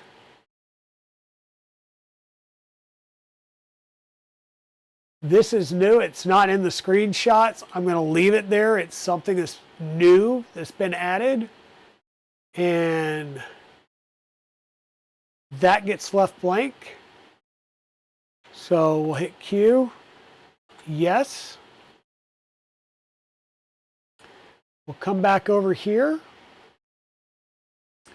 We'll do the make clean and make.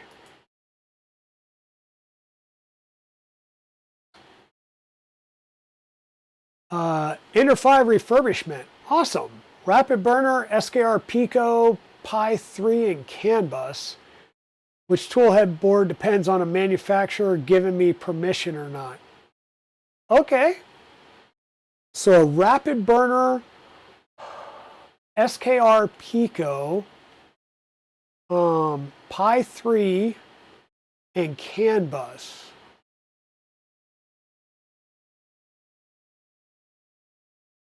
Does the SKR Pico have CAN bus native? Or are you having to use like a UTC or a Mellow board or something else? Or a Pi CAN converter? Like, how are you going to do CAN bus there?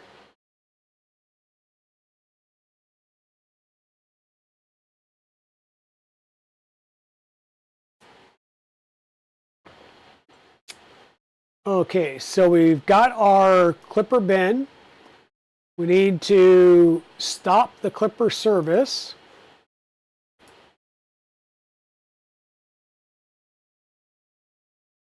Technically it does, but not exposed. Okay, yeah, that's right. It doesn't actually have a header, so you actually have to basically make a soldered pigtail to the board, correct? So we stopped the clipper service. We're going to do our buy serial ID again just to get that information and have it fresh at hand. There it is. Now we need to grab this command and we're going to replace where it says USB Catapult your board ID. I'm going to just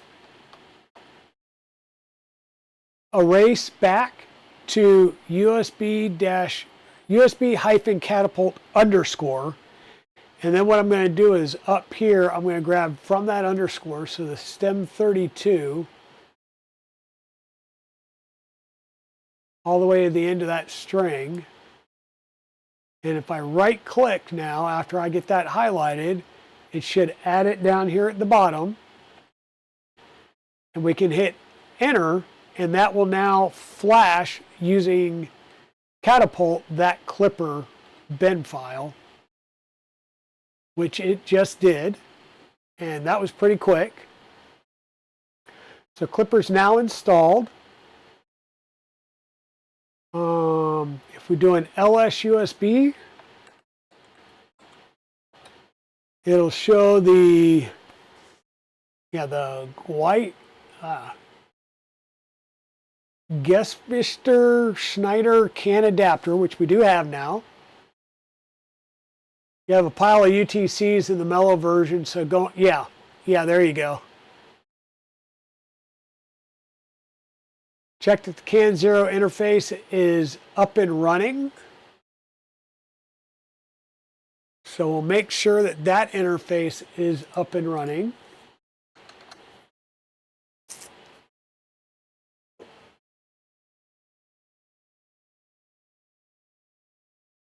And I believe it is. What is it I'm looking for? The queue length of 128 and a bit rate of 1 million, which is there. So we're looking for the queue length and the bit rate being correct.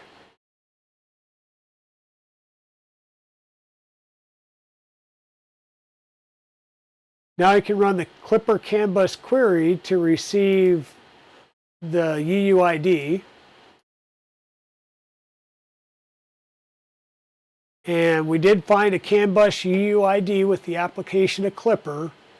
So we want to grab this CAN bus UUID information right there.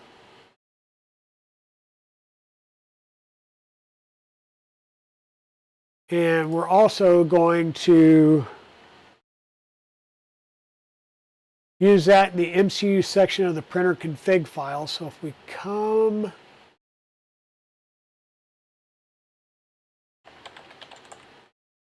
micron.local,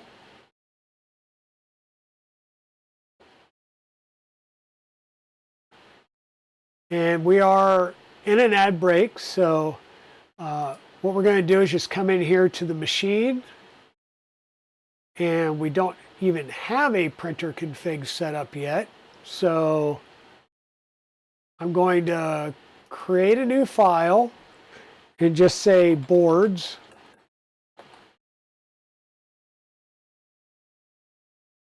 And this is the Leviathan.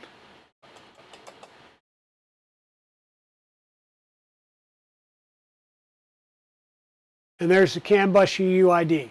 So we'll be able to keep a running track as we do all of our devices, and then we can add the MCU boards as needed in the right space.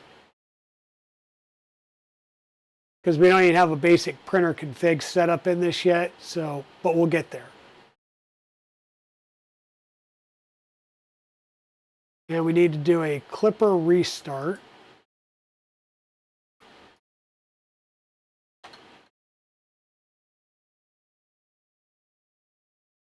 And we should get an error that there is no printer config file. Yep. Now we can come in here to Leviathan and clipper config. And there's stuff for a Trident or a Voron 2. This is basically a Voron 2, just a lot smaller. Is there a Micron? I didn't even think about that. Is there a Micron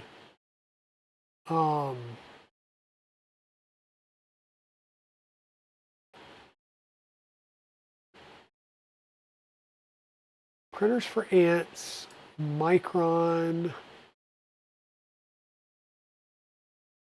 Yes, we're in the main one here. Firmware.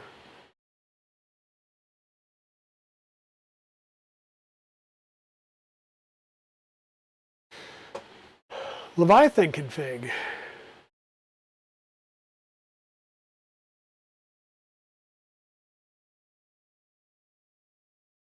Okay, so that's all of the boards. Interesting.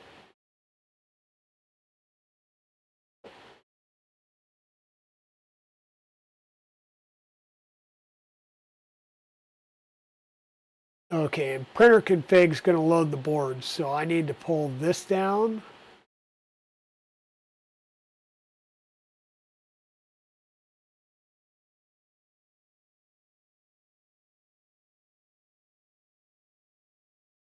And this down.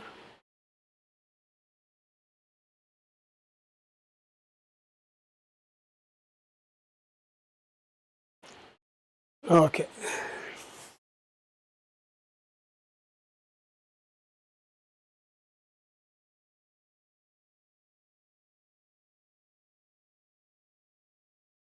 Wait, so that's going to give us a starting point.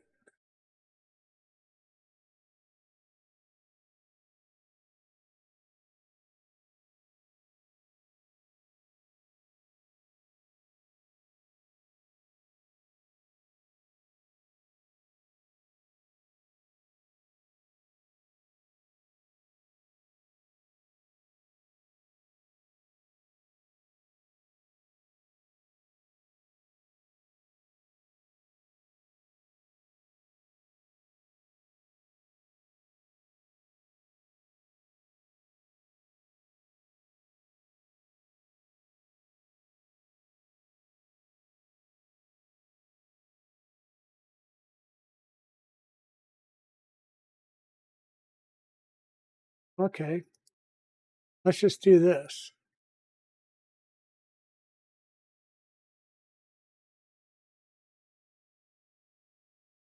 Basically what that's doing is kind of like the git clone, yet we're doing a curl command. We're just saying move into this folder and pull down these files. And if I come over here, I should see a bunch more stuff now. You'll see there's a beacon. That's the board's file that we had created earlier that had the UI, the CAN bus UUID. Which I will copy again. There's boop if we're going to use boop. The EBB36, hey, we're going to use that. Manta, LDO Leviathan's been brought in. So we've got a lot of stuff here, and we will be able to go through and remove the stuff that we don't necessarily need. But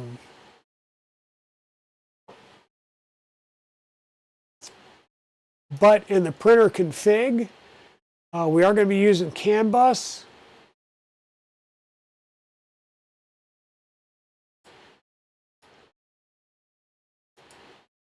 So we'll put that there. We will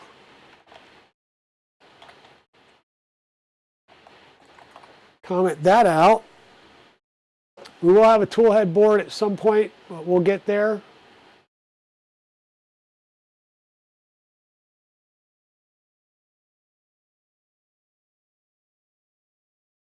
We are going to have a PZ probe.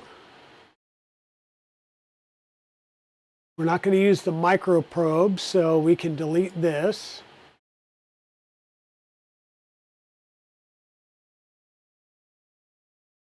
Mainsail will need, we're not going to use a Nighthawk. We're using the EBB36.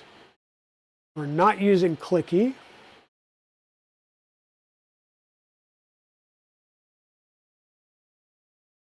We're not using a cartographer. We're using the Piezo. No Manta. Still no Manta.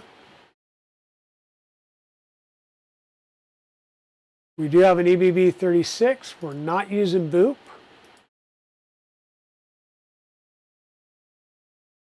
And we don't need boards, but we'll leave it for right now. And we're not using beacon, so we can get rid of that. Clean things up a bit. Alrighty. So we've gone so far as to do that. We have an unknown chip name toolhead board. Okay, that's expected. We haven't done that one yet. But we do have this. We have restarted that.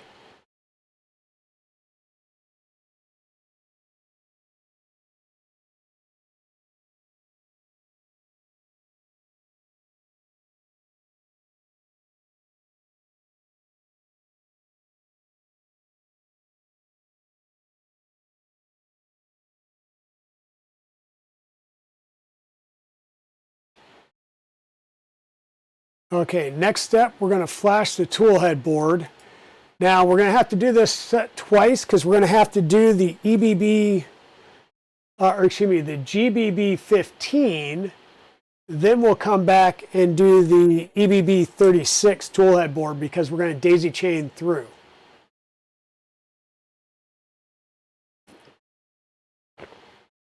All right, down under Maker, have fun at the store. So once again here, we don't need to do the update, upgrade, and install the Python stuff. We're already there.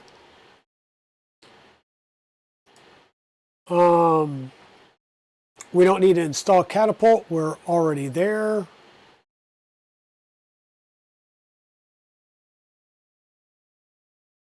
Whoop, there we go. Common Toolhead hardware. We need to open that up. And while we do have an EBB36, before we get there, we're going to have the GBB15. And I am not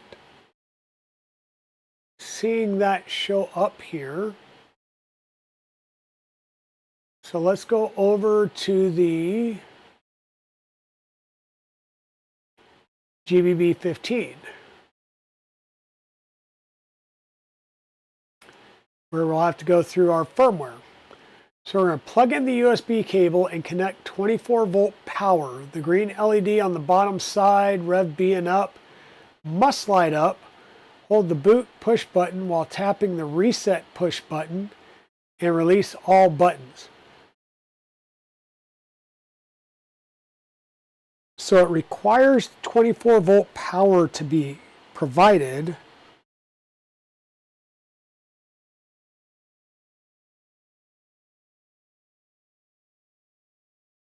Which is weird, though.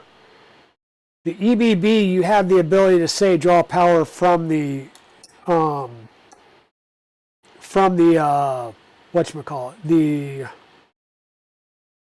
USB-C. This does not have that. So yeah, you're going to have to have your power at the very least piped in. And the way I have this set up now, I don't have an easy way of doing just power. So we're going to plug the whole CAN bus cable in and see if we can't get CAN to go. And because we're going to be plugging a cable in, stuff should be hot pluggable. I really don't like plugging stuff in when it's powered up. So I'm going to shut things down. Because I need to get 24 volt power to this thing.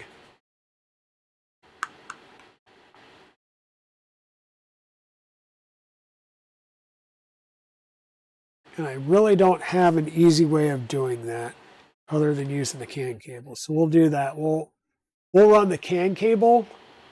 I don't think we'll run into an error or an issue having the CAN cable.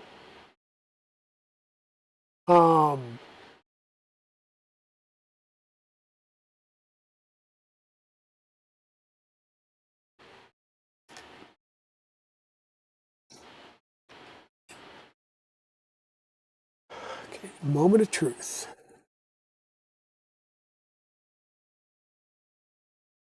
CAN bus cable is going to be providing the 24 volt in and verifying once again on our board here to make sure I've got the orientation for the in and out, because there's just really not a lot of available space on this board. So I'm going to scroll down here to the pin out and pull up a camera real fast. So this is the orientation of the board based on this pinout diagram, which means the CAN in is the lower one right next to the USB-C cable. So that's the one that we are going to need to plug in to bring our 24 volt power in.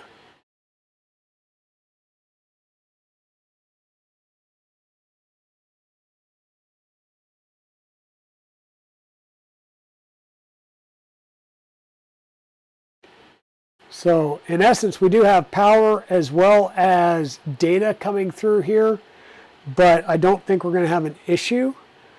I will need to plug in our USB cable over here. Just pick one of your USBs, it doesn't matter.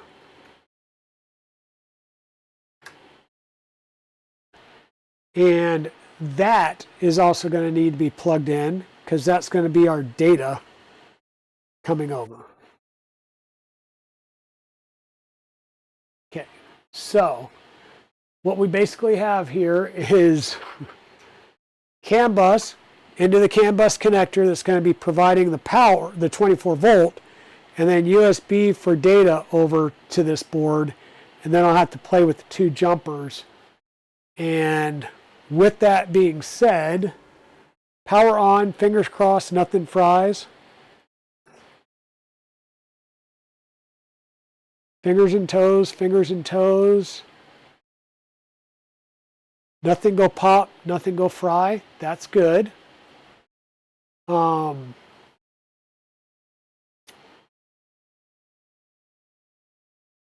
once again, we need to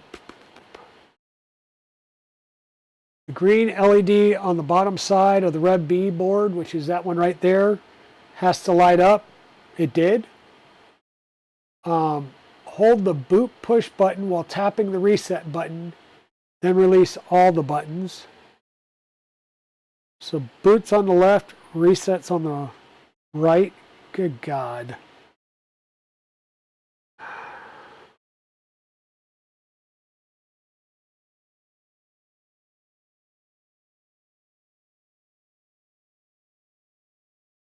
Hold boot.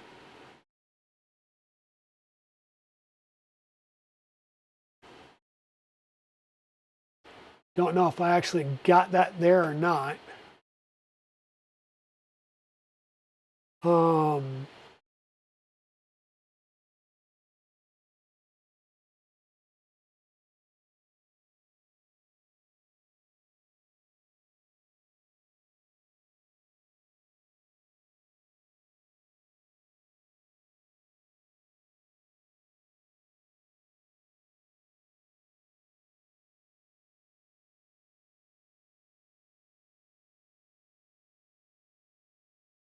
Okay, so from an esoterical,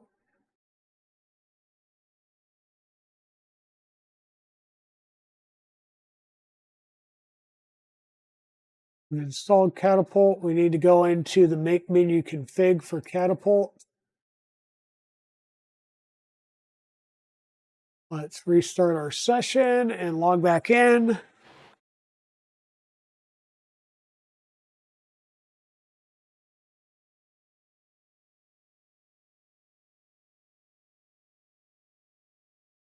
Okay, and just for giggles, I want to do an LS-USB. And I am not seeing anything being detected in a DFU mode. Now, I can't tell if I was able to get enough, so please don't try this at home, folks.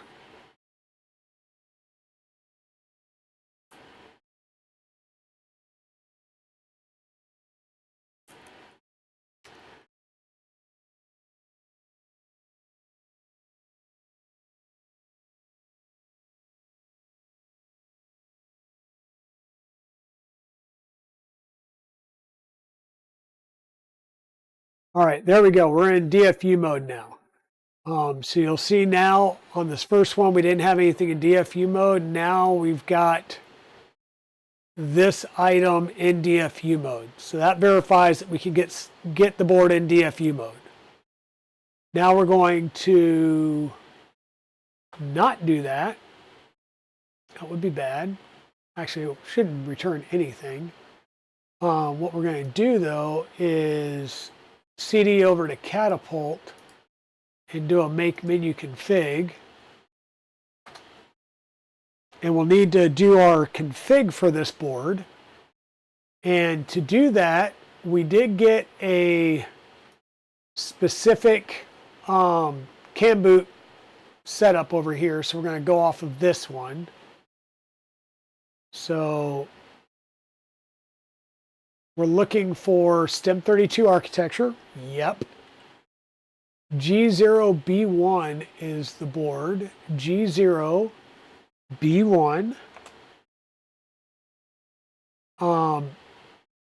Build CAN boot deployment? No. 8 megahertz clock. Communication.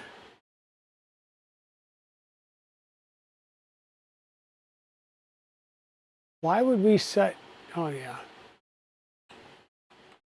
CAN bus,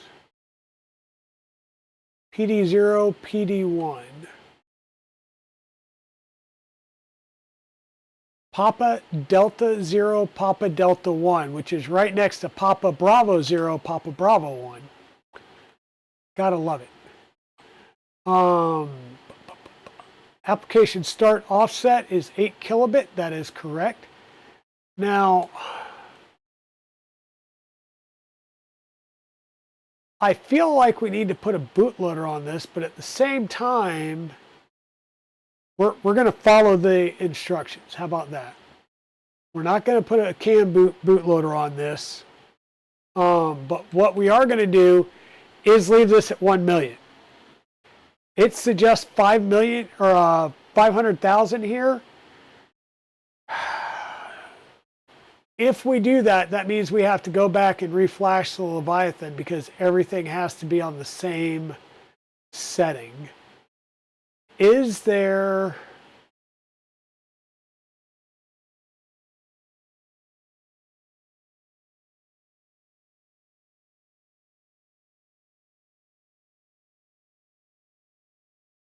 I just want to look through here real fast and see if there's anything that says, hey, set it up with 500 because 1 million causes issues.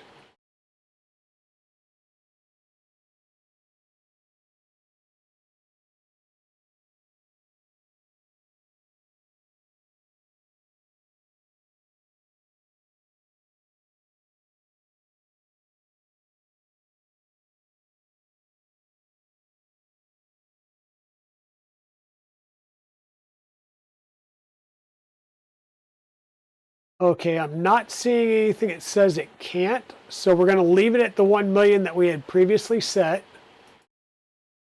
Okay. GPIU to set on bootloader is left empty. Support bootloader entry on rapid double click. Yes. Enable status LED. No.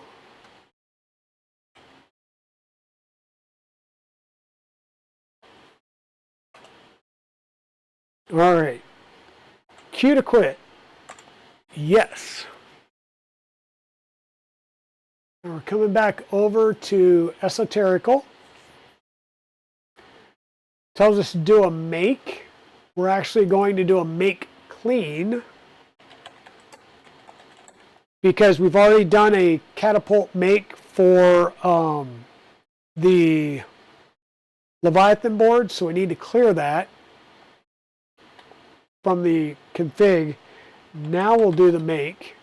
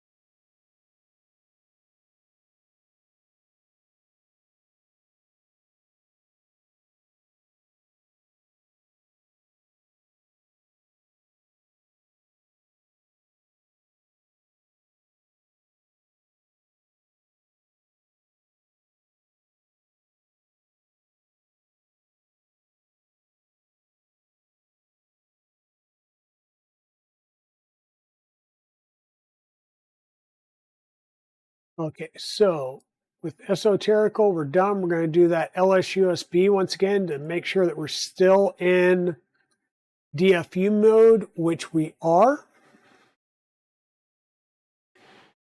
And then we're going to do that install. And that should be the same thing we were seeing over here.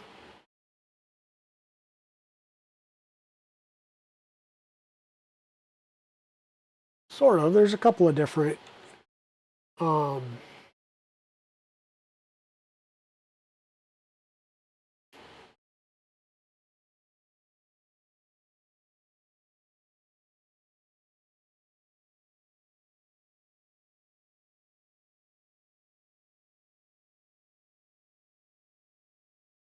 right. Away we go.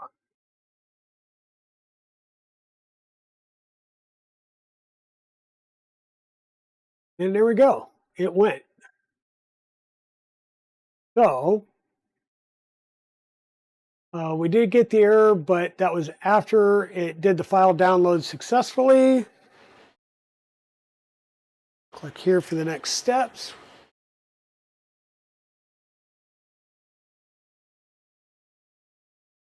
shut down your Pi, and then power off your entire printer. Take out any of the DFU jumpers that were required and wire up the tool head power, 24 volt ground, and the CAN high-low wires, then power your printer back up. So it's telling us to shut it off and then bring it back up. What I'm going to do at this point, because we're already good with the CAN bus wiring, I'm just going to pull the USB cable,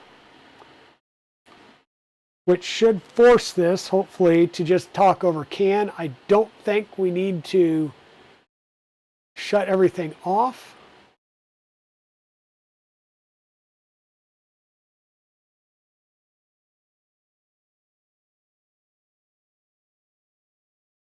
Okay, and we now have two items being listed here. We have our original board with Clipper on it, which is the Leviathan. And then we have a UUID and the application Catapult for our GBB15. So the GBB15 is now up and talking over Catapult. So now we need to go over to install Clipper. We're going to jump over to the Clipper directory. We're going to do a make menu config. And we're going to need to roll through here with the instructions found over here.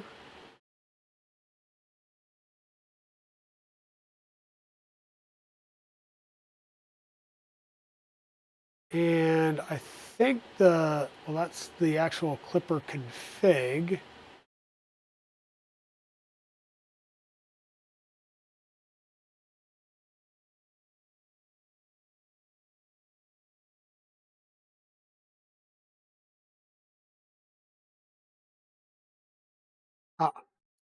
And there we go. We need that was Catapult. This is the Clipper setup. So enable extra low level. Yep. Stem 32. Yep. Change the board architecture to the G0B1.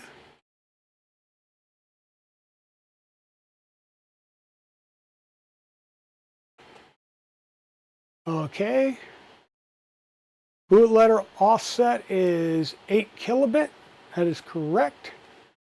The clock should be 8 megahertz. Communication CAN bus PD0, PD1. 1 million for the CAN bus speed.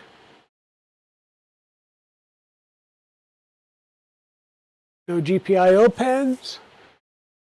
Q to quit. Yes to save. We'll do a make clean to remove anything left over from the Leviathan's make. And then we'll do a make. And that will make the Clipper config for this board.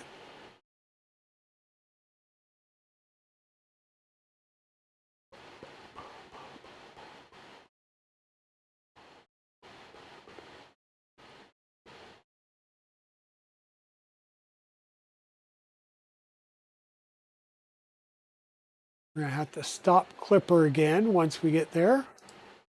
All right, we're going to stop Clipper.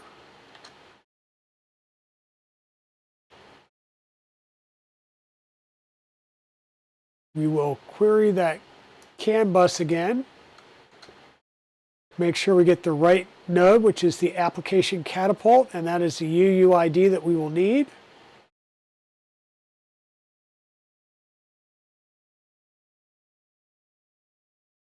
So we're going to grab that, put that there, and then we need to put in the UUID from above.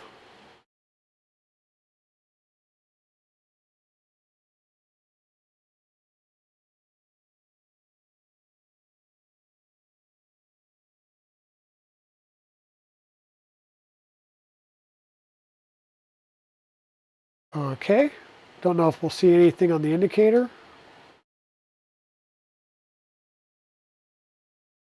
That's a negative, but bada bing, bada boom, it went.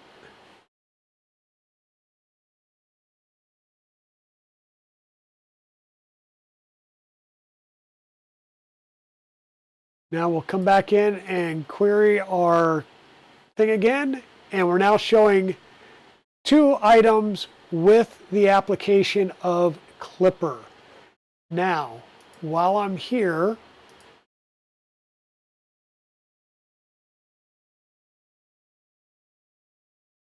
I'm going to come back into this boards file that I created. And I'm going to do GBB15.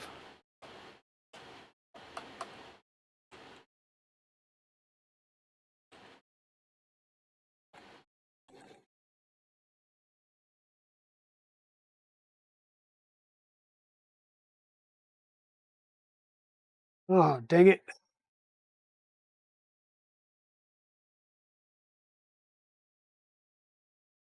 Why would you have kept that UUID?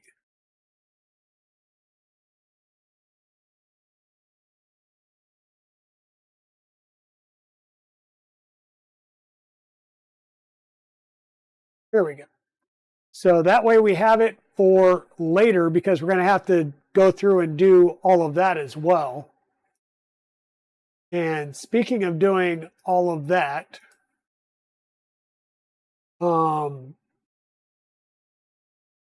there's the pinout. Here's the Clipper configuration.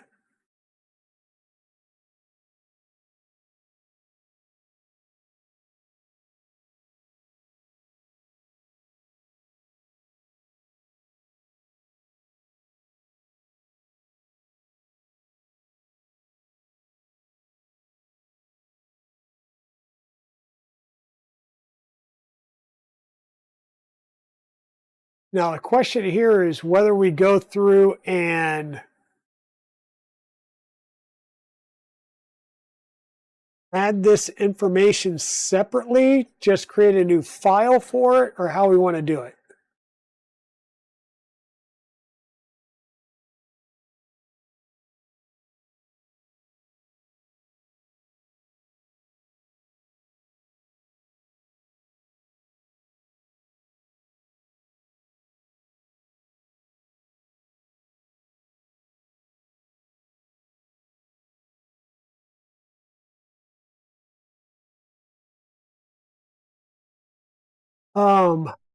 Zura, are you still online?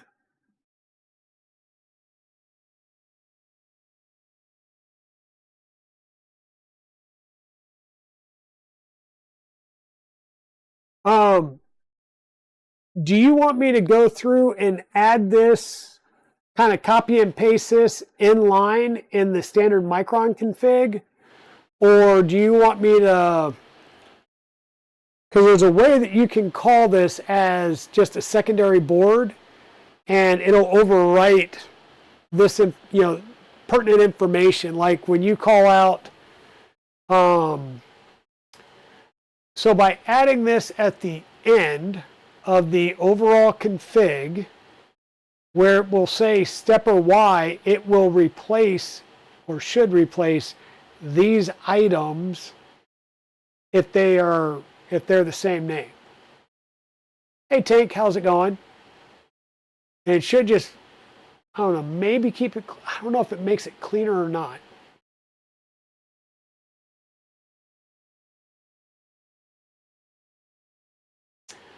How about we do this for now?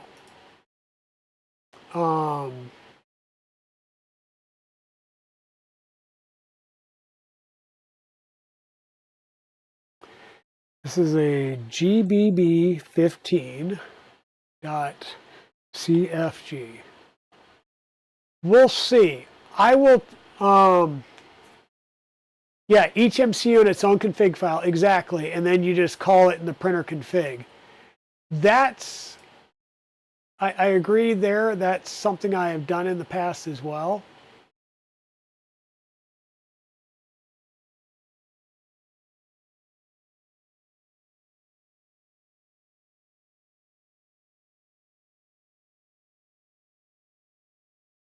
Okay, copied.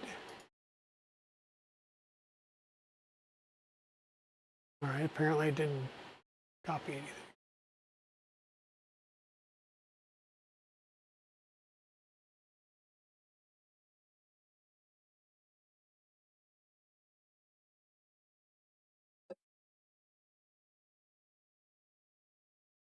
Okay.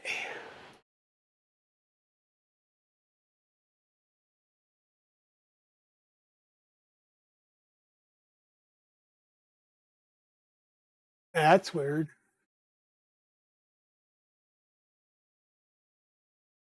Why do you not want to copy?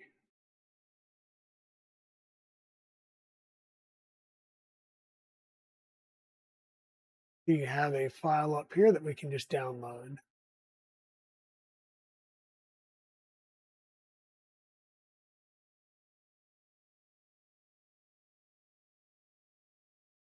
Nope.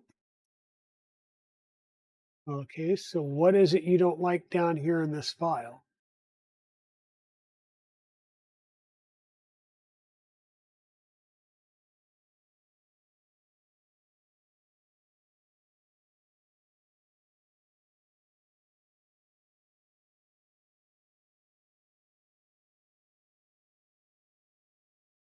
Geez, really? Save that, close it, bring up boards, grab the CAN bus UUID,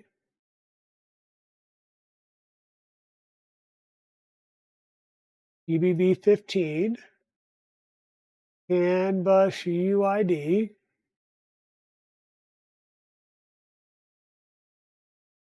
save, save and restart.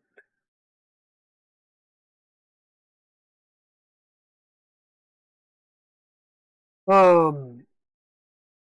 what we would do is at the very, very bottom down here, do you create a separate macros folder and put all your macros in it?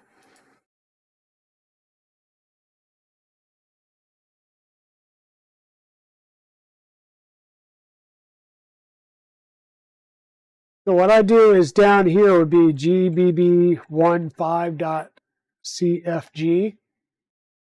And then we'll also put the Nighthawk board info down there, which would then overwrite the Nighthawk stuff, which would be extruder. Now I have had times where I've needed to go and completely take out the extruder information, period.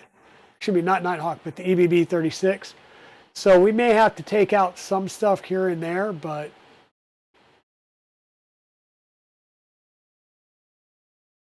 so we'll save and restart. Let's see if it at least picks up the MCU. Oh, it's still gonna, dang it.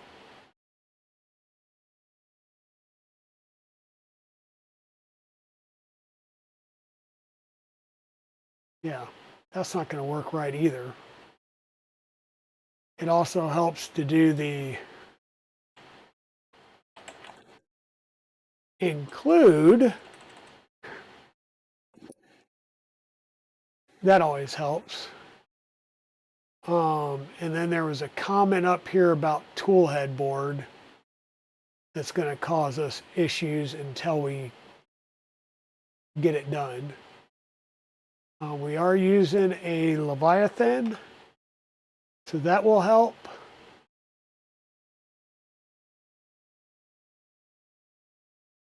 We will be using this eventually. So it's not configured. And we'll have to work all of this out.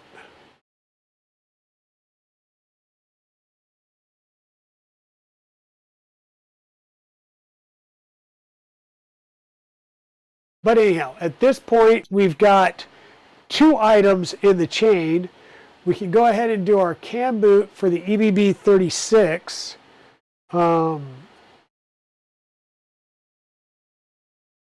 Yeah, that's the jumper that says I'm going to be doing things over the USB. So we've got a jumper pin right here that'll jumper for USB. So that is a very, very loose jumper.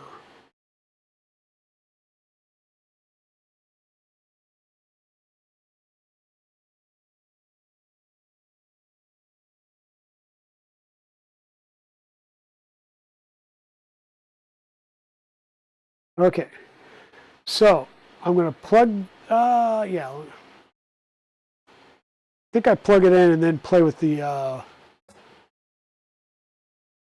yeah, it's include GBB15. It's just going to sit there and crap out on itself. But that's okay, because we still have another board to do. So Clipper's now installed. We got the UUID. It says Clipper, so that's all good. Yay, yay, yay. Oh, you know what? I know why it's not coming up. Because Clipper stopped. I bet you if we turn Clipper on, it might actually do something.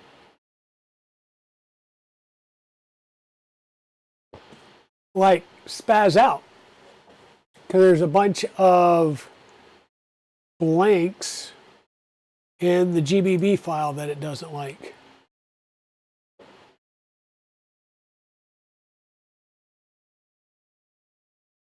I don't want to download the file. I want to open the file.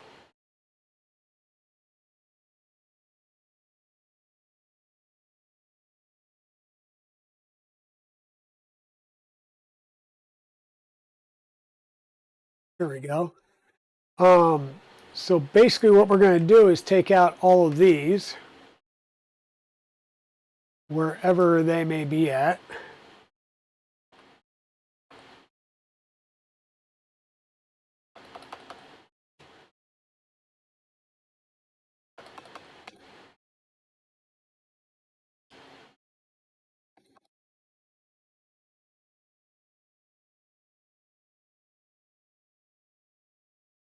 There we go.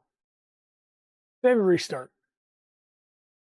Now I should get some type of error. Serial and section MCU gantry MCU must be specified. The hell section is that in? MCU gantry MCU.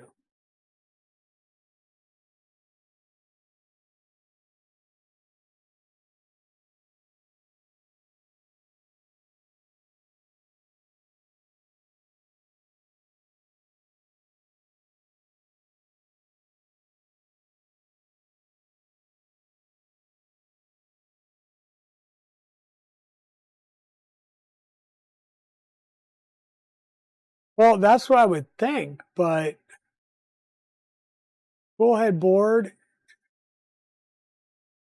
we don't have that listed here. We said include mainsail, include Leviathan, include the Big Tree Tech. What if right now I just exclude that since we haven't done that part yet? Do we still get that error thrown? Okay.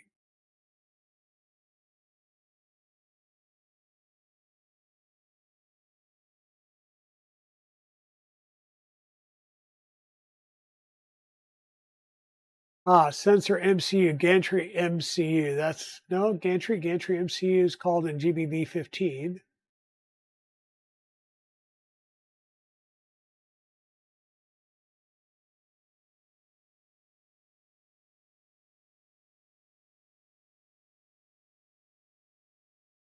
All right, what was the error again? The UUID has, oh, yes, it does. UUID versus UUIS helps, doesn't it?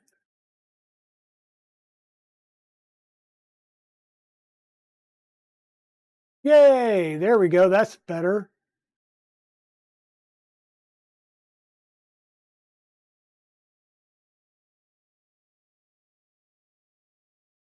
All right, but we're good for now. We're good for now. We're on to the toolhead board, and we're going to go back up to the top. Desk roll. Did that, sort of did that. We've got it installed. We need to go back and do a make menu config. So let's go back to Catapult and do a make menu config.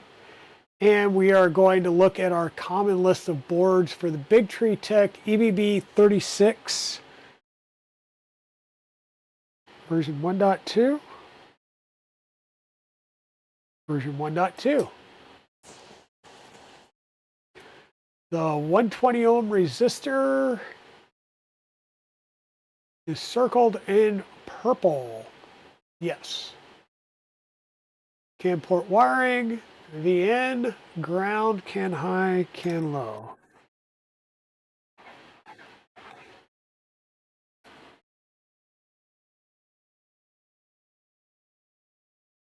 That is correct. DFU mode,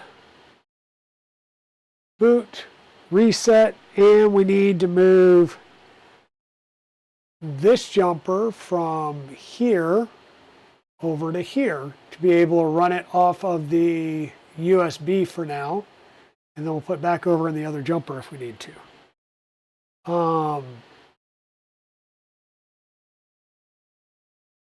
And then connect your device to your Pi via USB. Press and hold the reset, boot buttons down, release reset, release boot.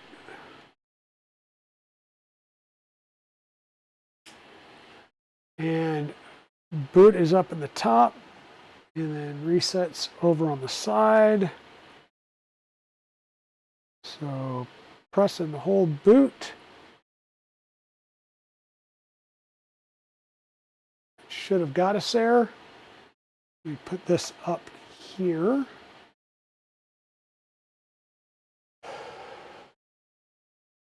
And we'll need to set up the Catapult config first, and then we'll double check with LSUSB in a minute. So microcontroller, STEM32, processor, G0B1, correct. Catapult, 8 kilobit bootloader. Clock, 8 megahertz. And see, here's where you got to be careful. The GBB is Papa Delta 0, Papa Delta 1. The EBB 36 is Papa Bravo 0, Papa Bravo 1. So you've got to come in here and change that. And I've had that issue before between a motherboard and a the toolhead board, and it drove me nuts trying to figure out why I was having issues. 8 kilobit offset, 1 million for the CAN bus speed, support going to boot.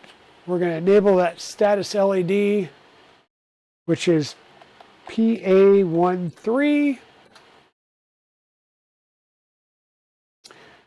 Q, yes.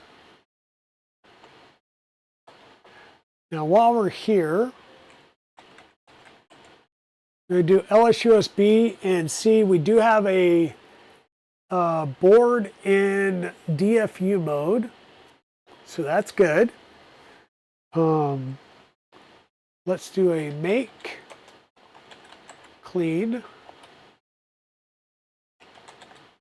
make, and we'll come back over here to esoterical.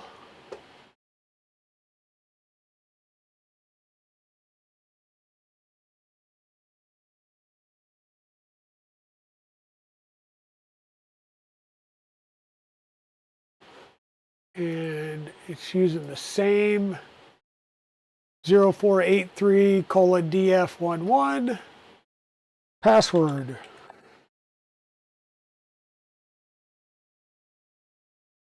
And it successfully flashed.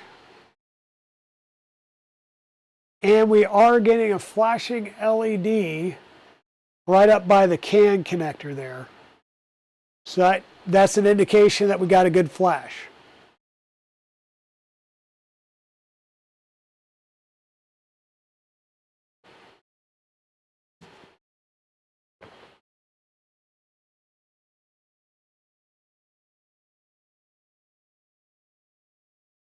And is that Gen 2 of the EBB36? Or which Gen 2 board?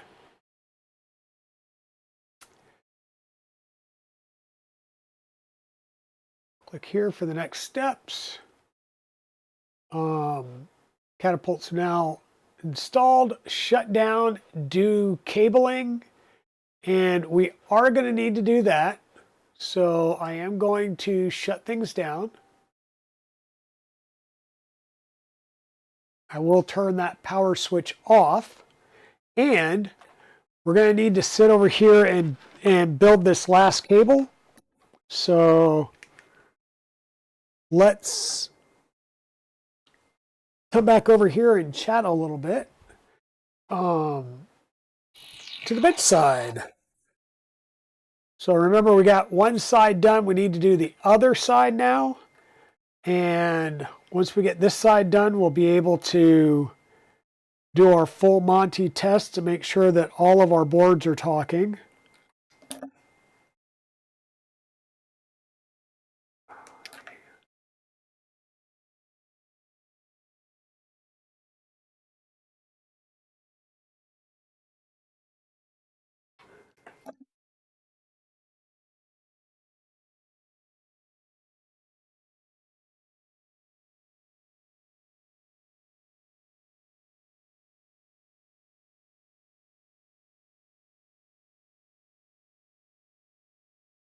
Oh, EBB 36 and 42 are getting a Gen 2. Sweet.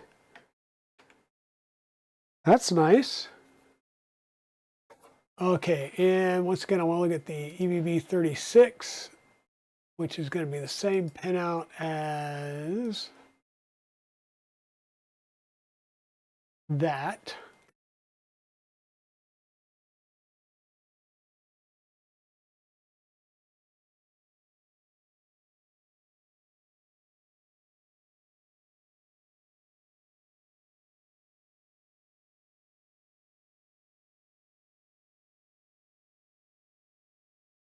Um,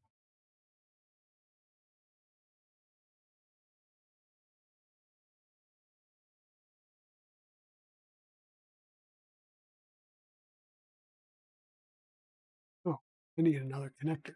Oh, crap. Uh-oh. Hold on.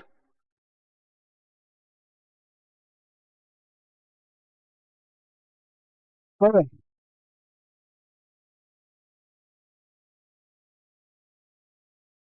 Everybody, here you guys of I just dropped my coffee cup. It went down and through the bench, right? And landed upright on the carpet with no spillage. Don't ask me how that happened, but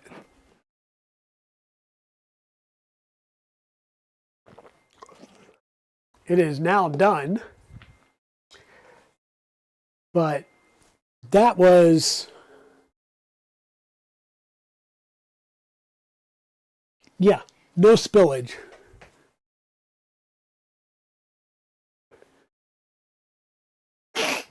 Big Tree, or yeah, Big Tree Tech did a interview with West 3D showcasing the prototypes. Nice. Hopefully, I get to see some at 3D Printopia. Even if there's no, I'll see if I can get my hands on one. I doubt it, but we'll see. Weirder things have happened.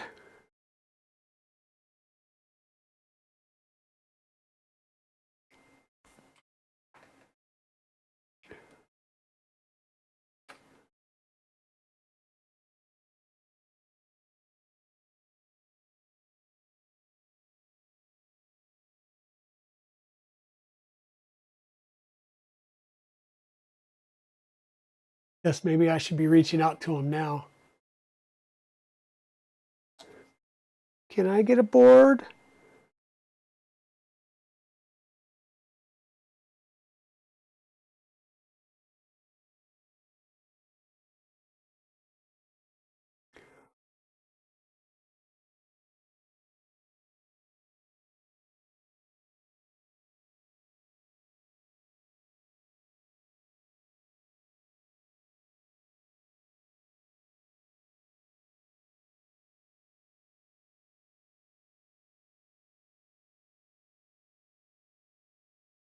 Um, Zura, I will tell you though, I did just order a um oh, what am I thinking of? A cartographer cable for the Nighthawk because the thought of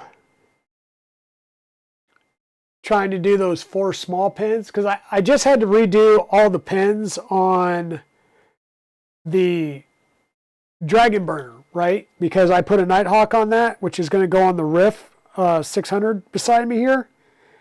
And I'm going to put the cartographer on that, which is nice because it'll run USB, but it's a, what is it, the XH to 5-pin PH.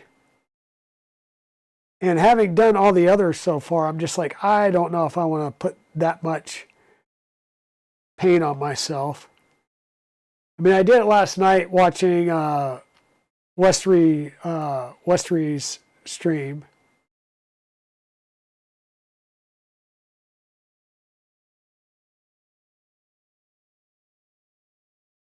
It was a little bit therapeutic, but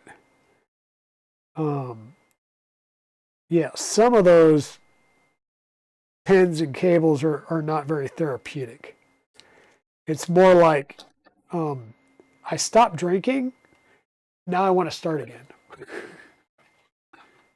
Yeah, PHE by pre-crimp. That's the one that came with the SB2209, and they started actually providing a whole string of pre-crimped cables. And I was like, wow, I wonder why they did that. All right, so ground and 24 volt, right? Ground, 24 volt. Yes, because it is the same way. Ground.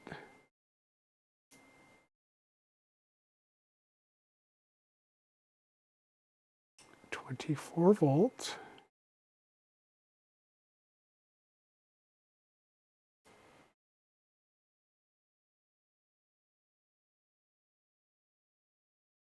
Good. And then can high over the ground, can low over the ground, can high over the positive. Okay. So that's the, yeah, so these two need to swap places.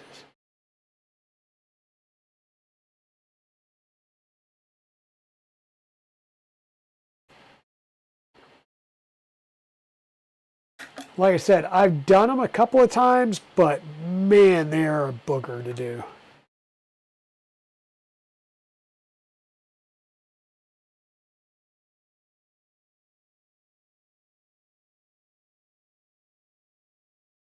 Just so not a fun crimping day.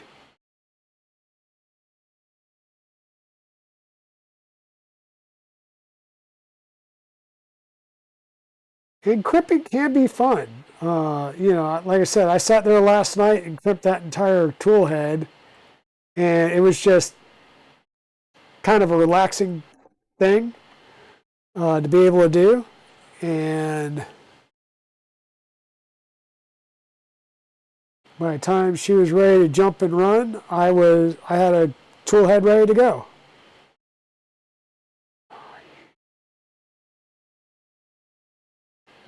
And the one thing I hate about microfits is they have to be in a specific orientation to slide in so the wings catch.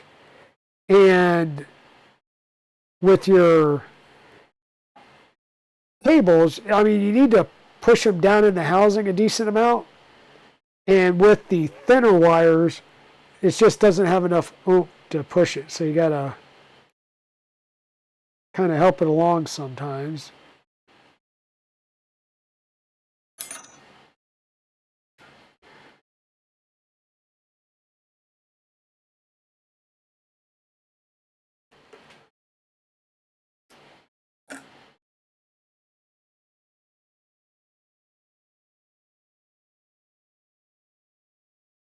Yeah, the 2209 and the 2240 are the same board. It's just the different stepper driver. When they switched over to the SB2040, which was the Raspberry Pico board versus the STEM32 board, they redid all the connectors, and it, in some ways became easier, but I think they may have lost the number of pins overall. I think maybe they didn't.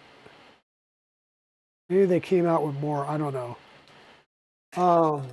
But yeah, that's the other thing is you got a 2209 and a 2240, and then you have a 2040, which is describing the MCU architecture, not the stepper driver that's being used, which was kind of weird and threw some people off as well. Okay, so now we've got our semi-makeshift cable made here, right? And what we're going to do now is mimic what we're going to do in the final, and that's plug one side into the GBB,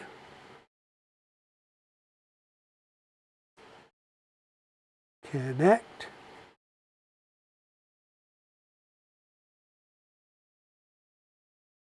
good God, why? There we go. So in, out, this is a daisy chain in the middle board, and this will plug in here. Now we should be able to undo our USB, and we have to move our resistor over to the 120 ohm resistor jumper over here. And now, once again, if everything's done right, we should get lights all the way through. We knew we were good up to this board, so it's more of, are we good here to out? And we should be. Unplug that just for giggles. And 3, 2, 1. Power on. We've got lights on this board. We've got the light on the back there. We've still got pretty lights up here. So we have now verified our daisy chain all the way through. Should be good. Now, I'm going to come over here and restart that session.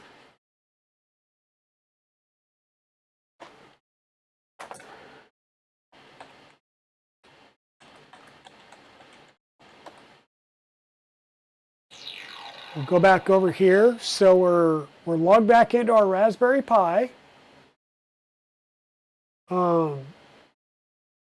We did the shutdown.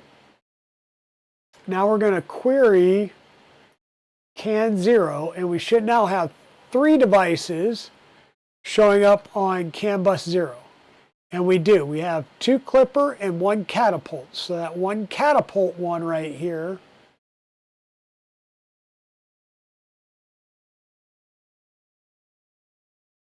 will be our EBB 36. So what we can do is come over here, and in our EBB, well, in our boards, just to have it,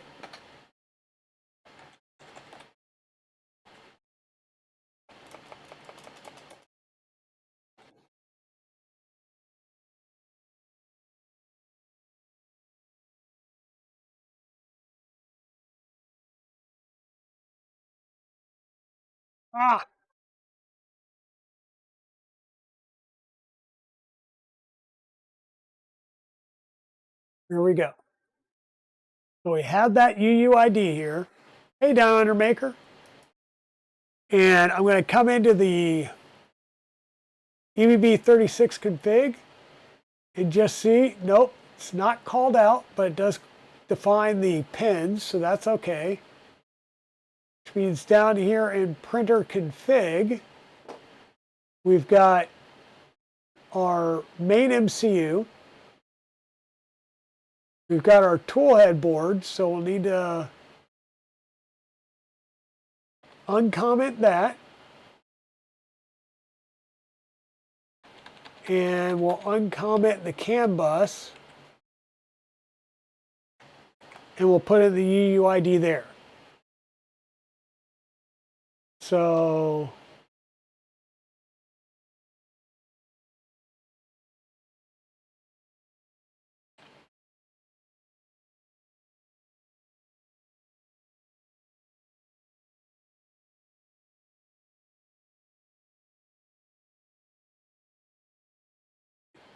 it doesn't have Clipper on the EBB, but it's going to be like, hey, something's not right. Actually, it talked enough to know that the quad gantry level stuff is not configured all right. So that's good. So we found it. We need to install Clipper. So we'll CD to Clipper, do a make menu config.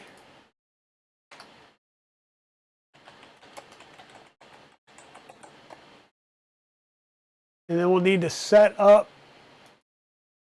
the Clipper side. So enable low level, STEM32, G0B1, 8 kilobit bootloader, 8 megahertz clock. And we need to be at Papa Bravo 0, Papa Bravo 1.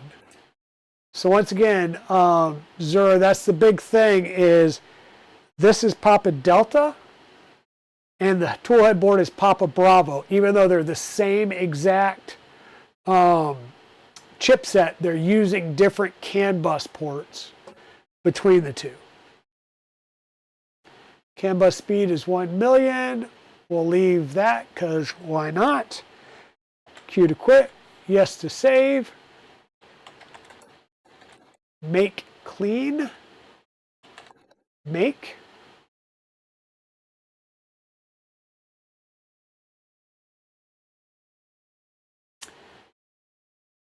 And we're going to use catapult to flash Clipper. So we'll need to stop Clipper, which we can just come up here and Clipper stop.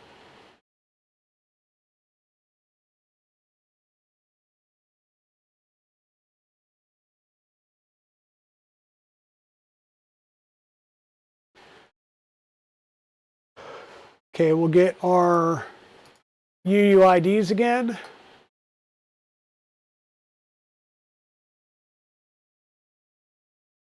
And we're going to grab this command. Clear out the UID spot.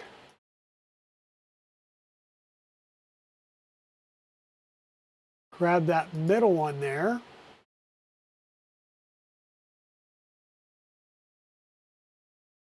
And away we go.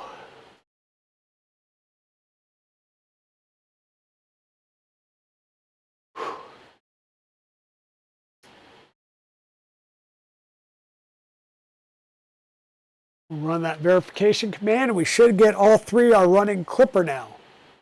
Awesome. So,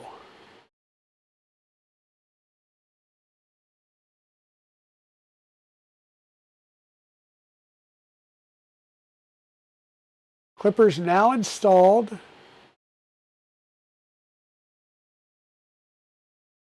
Do the UUID, which we did. We've already added that into the MCU. We'll restart Clipper.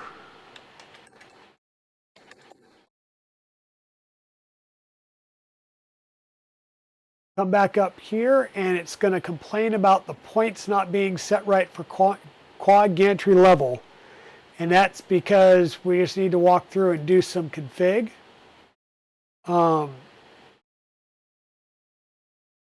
So we've included that. We don't need those two. The tool head board is the EBB36. We're going to remove that so it does include the EBB36 config.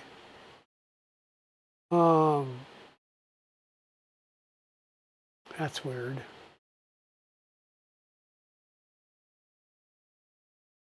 I don't know if that's really a good place to put it with the extruder, unless it's using the same,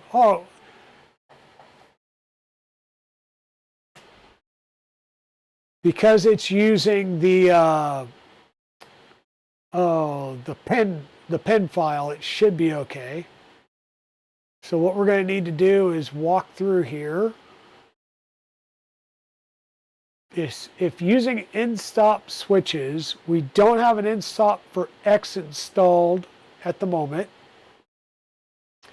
So we'll leave that for sensorless. I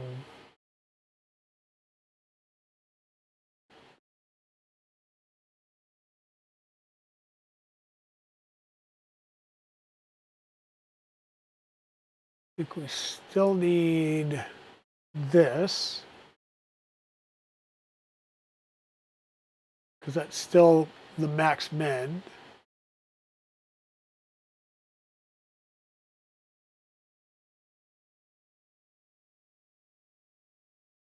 Leviathan. We'll uncomment this section. We're using sensorless homing for X.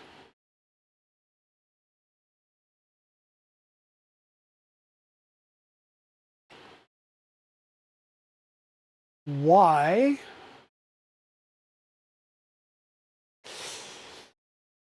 This will be sticky because Y, we are using an in stop, but we're not using what they're expecting here. So we will have to give it a different pin. And it'll be the GBB 15 pin.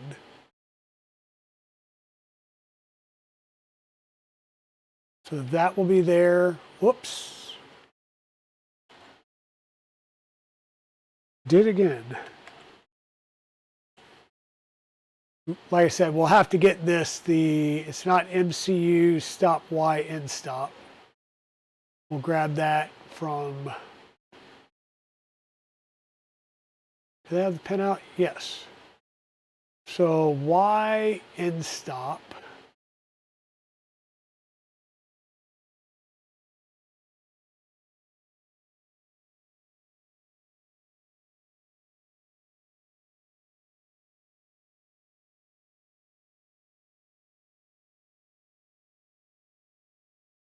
Gantry MCU.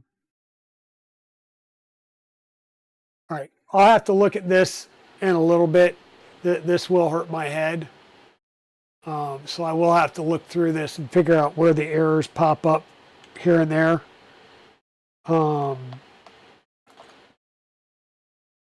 This is a 180 build, so we'll still need the position in stop set.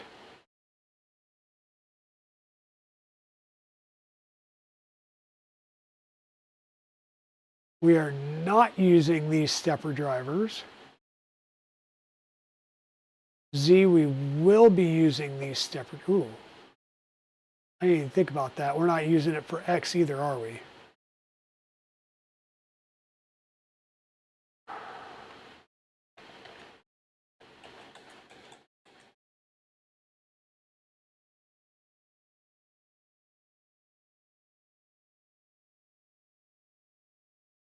Because X and Y are going to be coming from the other board, so it will be pulling this information. So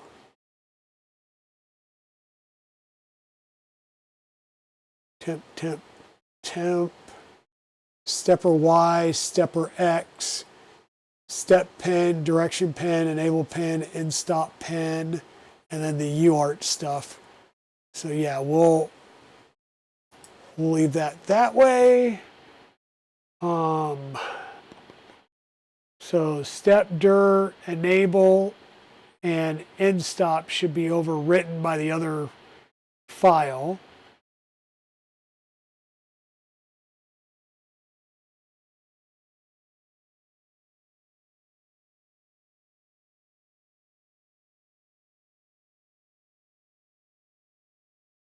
Z steppers we will be doing off of here, or off the Leviathan board.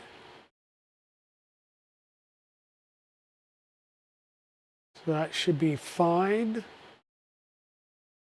ADXL, we'll have what, a PZ probe and an EBB. So we'll be doing the EBB's ADXL. So we'll leave this blank for now. Actually, it calls out the toolhead board.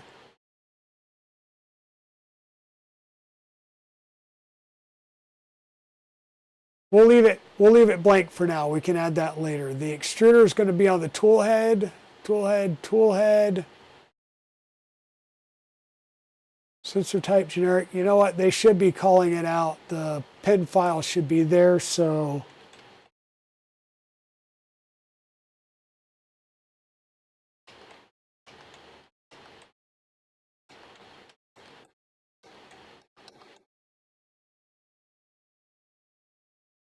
the extruder, toolhead board. This is, oh, where did I put it? 104. It's the standard. Where'd the label go? 104 NT.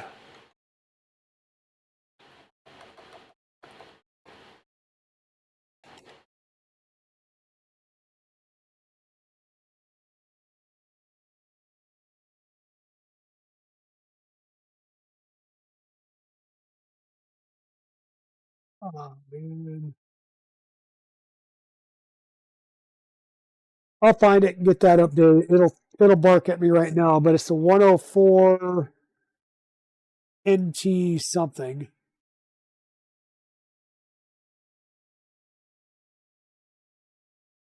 I had it over there. Where did I put it? So there on the Revos, there's it's a heat shrink label that they put on. And I took it off because it makes it easier to route the wires. Now I just need to find it because it lists that it's a 60-watt heater and a the exact thermistor, which, like I said, it's an NTK. I'm just trying to remember the syntax. It's an NTK4. Oh well, it'll tell me. Or NTK4. Do I have?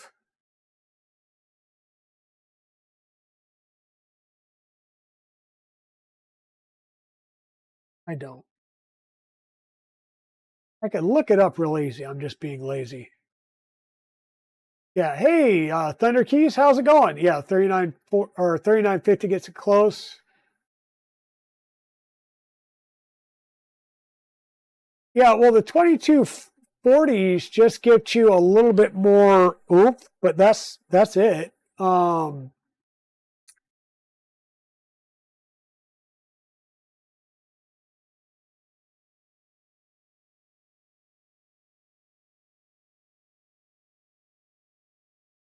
E3D PZ Revo. Um,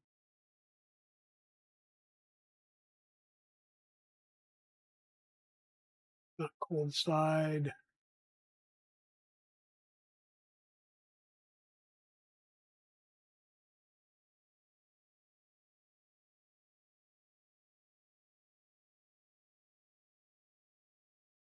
Okay, so that's the cold side. You also give me a link to the other part.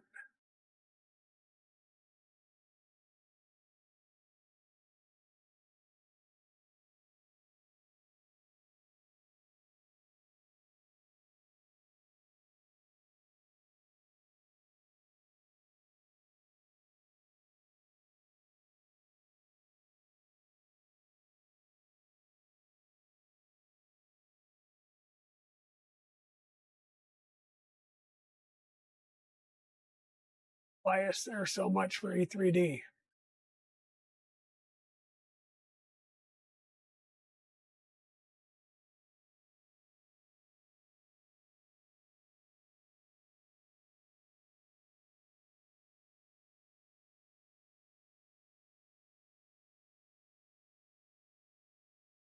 $40 watt. There we go. High flow, 60 watt. Bum, bum, bum, bum, bum. That's the label. 104 NT4. That's what I needed. 104 NT dash. It was dash 4, right?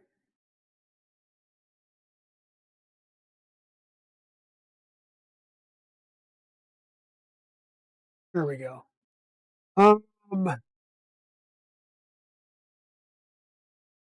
Uncomment for Nighthawk 36. As in, you mean the pull-up resistor? PID, yeah, we'll get us through that. Uncomment for G2 extruder. Yeah, this is the Galileo 2 wristwatch.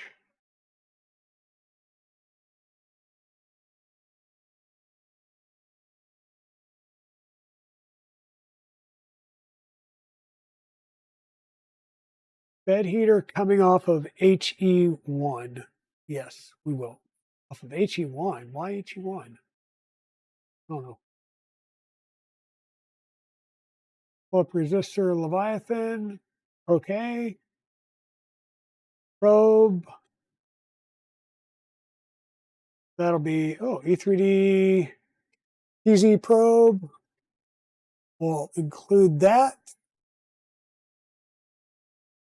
Fan control is going to be, okay, cool headboard, controller fan. Yeah, we'll work on that.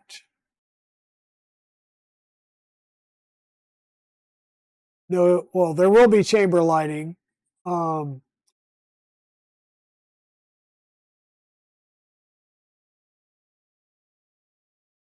there you go. Give me the entire name, Thunder Keys. Thank you. Because I know it will complain and gripe if you get the wrong one.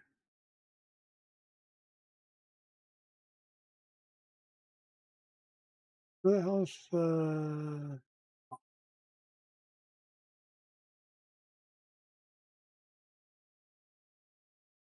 Here we go.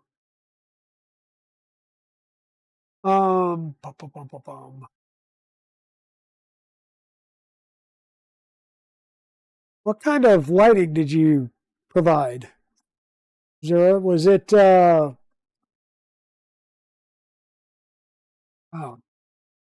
words on stream are hard sometimes. Was it RGB or just white? Inquiring minds want to know. And they're too lazy to look, but I'm going to. Where was the lighting? No light stick there. Lights are at the bottom.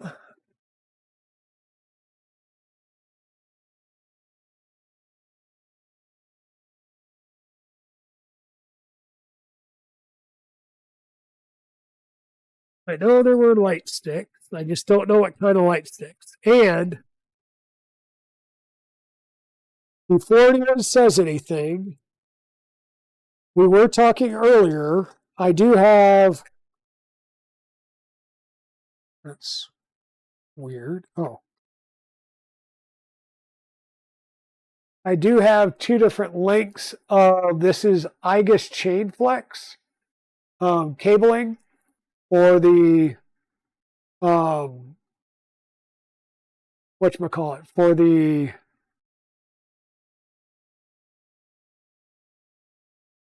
bus stuff. So I will be redoing it in this down the road, but right now I just wanted to do bridge testing and make sure that everything came up, and it's a lot easier to hit those buttons when it's not fully mounted on the printer. So And our light sticks are being a pain. Open sesame. There we go.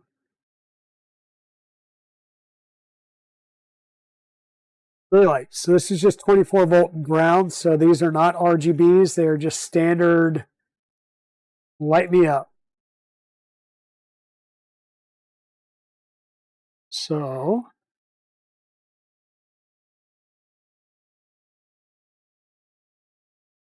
we can go ahead and configure that right now.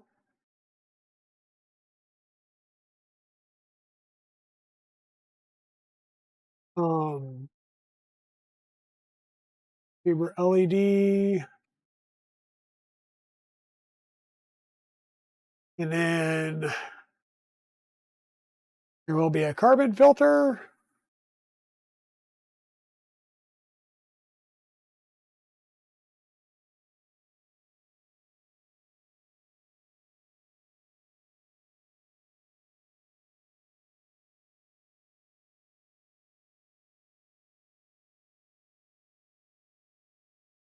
Bed fan control. There is a bed fan.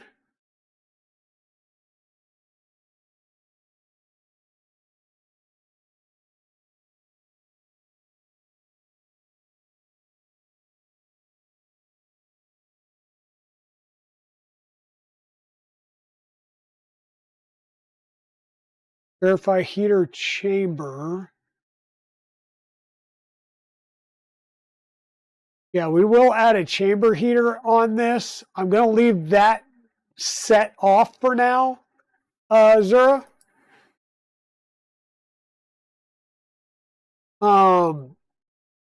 Because I don't know where it's really where am I going to plug in that chamber heater, right? Because we do have the ability of putting a chamber heater in the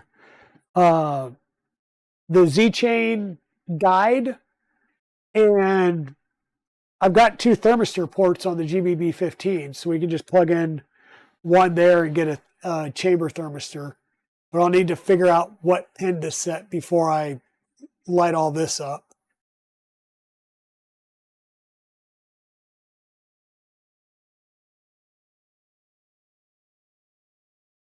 Foaming quad gantry for a 180. So gantry corners, probe points. Based on print start macro from John Tech. Slicer starting G-code. Well, that's nice. And then there's all your initial G-codes. I'm sorry, G-codes. Print start, print stop, all that goodness. Or print start, print end, macros. I normally take macros and move them out, but works either way, right? So we should at least be decent. And if it throws an error this time about ADC, I'll be happy. Run current for stepper Y must be specified and is not. And that would be something in the GBB board, because we've got the TMC, but we just have UART and sense. We don't have any of the run current set, and we'll need to do that. Hey Waters, how's it going? Because by default, the printer config over here, if we're looking at X and Y,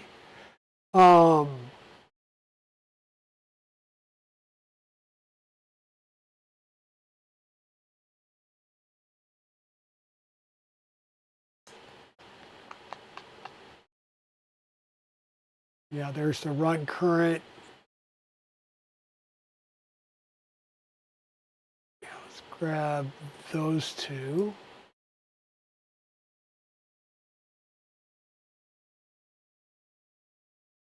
GBB15, stepper Y,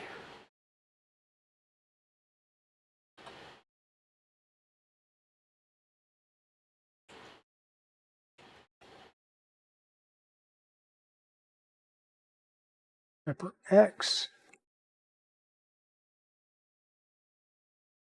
Those are there now. How's it going, Waters?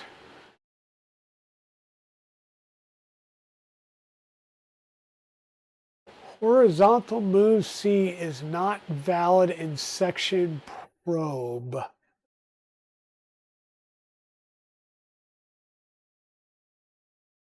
Section probe should be under here. Probe. Horizontal move Z.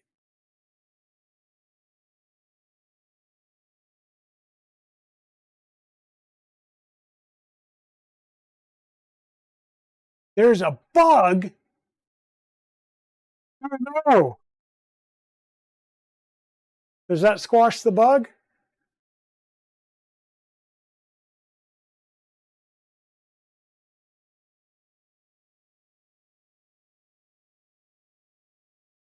A new line. I'm assuming you think.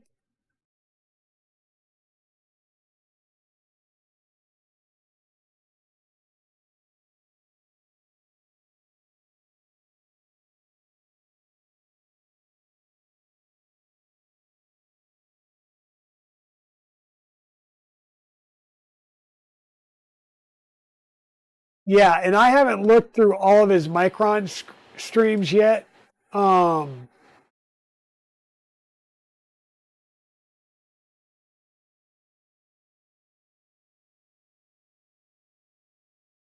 I'm now trying to fix both of those. But yeah, I thought that was a standard, because that's just saying before you do a horizontal move, raise Z, right? That's basically Z hop.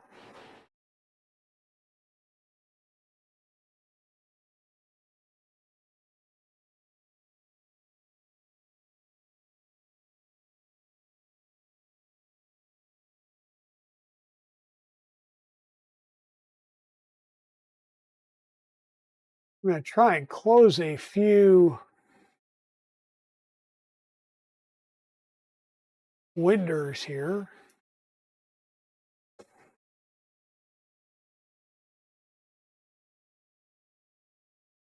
I hope it's not the fact that we don't have the probe mounted.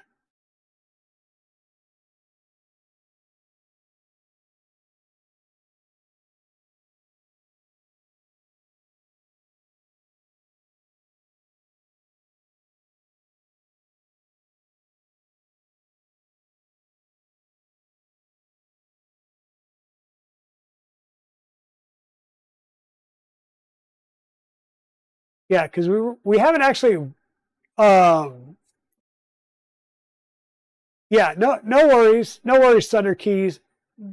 Honestly, it's 10 o'clock. We've been streaming for 3.5 hours, and we have gotten what I wanted done today. So to recap, we ran 24-volt power to the Leviathan board. We have built the mainsail OS. All right, cool, Waters. I'm going to go into the office first, and then I'll come over possibly after lunch, or maybe it depends on what they're having for lunch tomorrow. So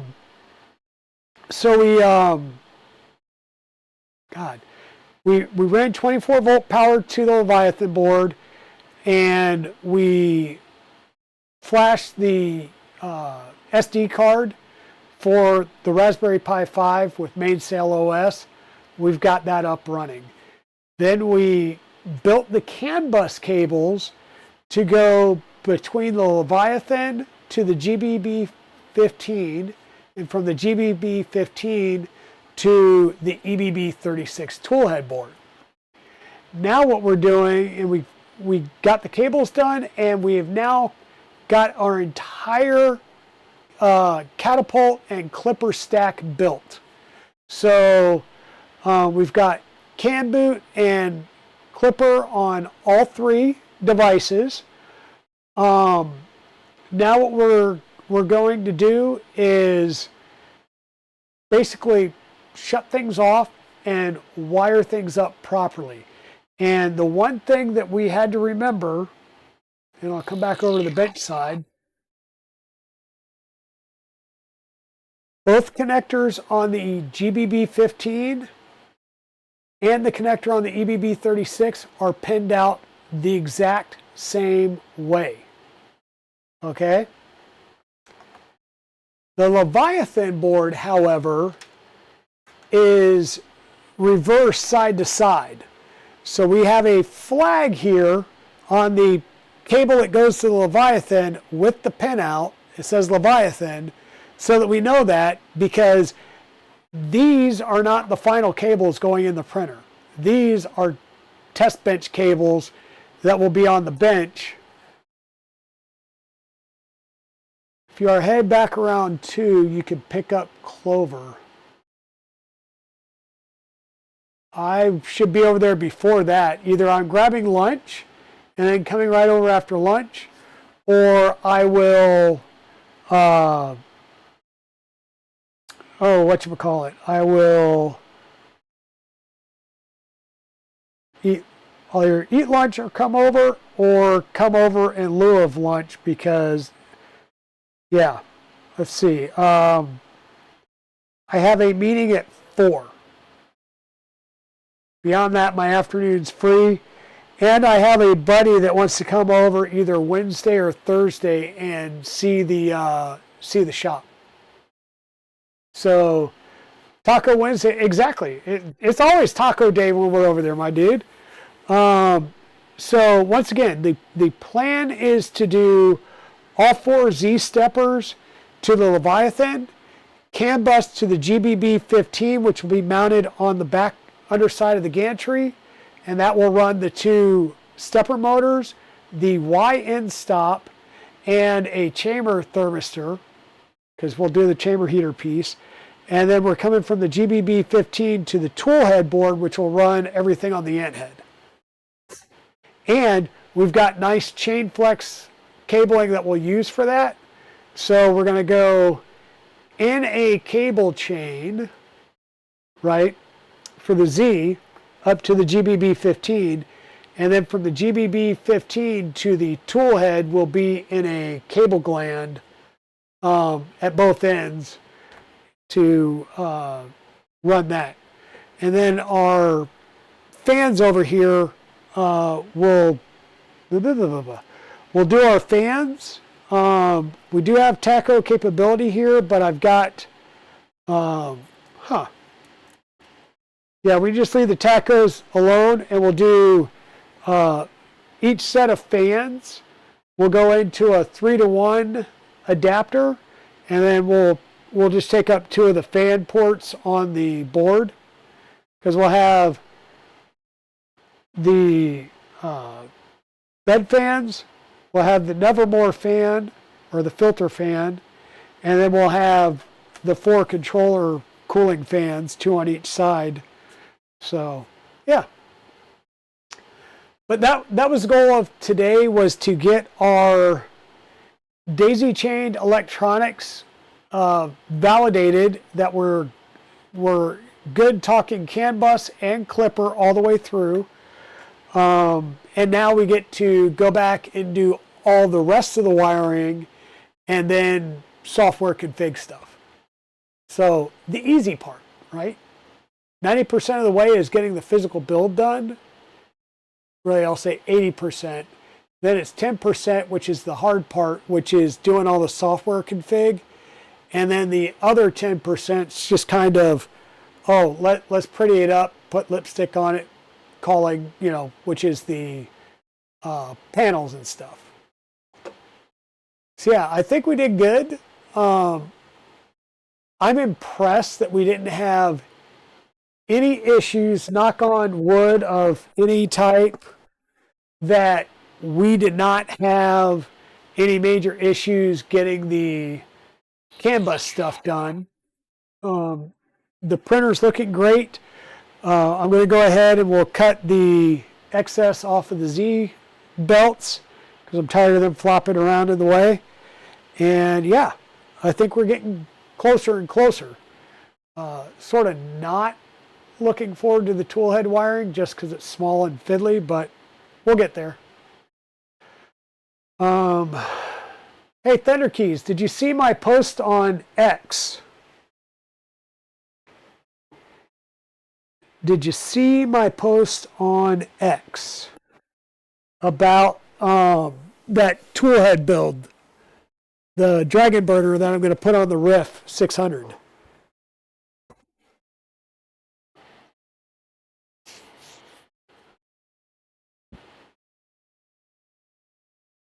Inquiring minds want to know.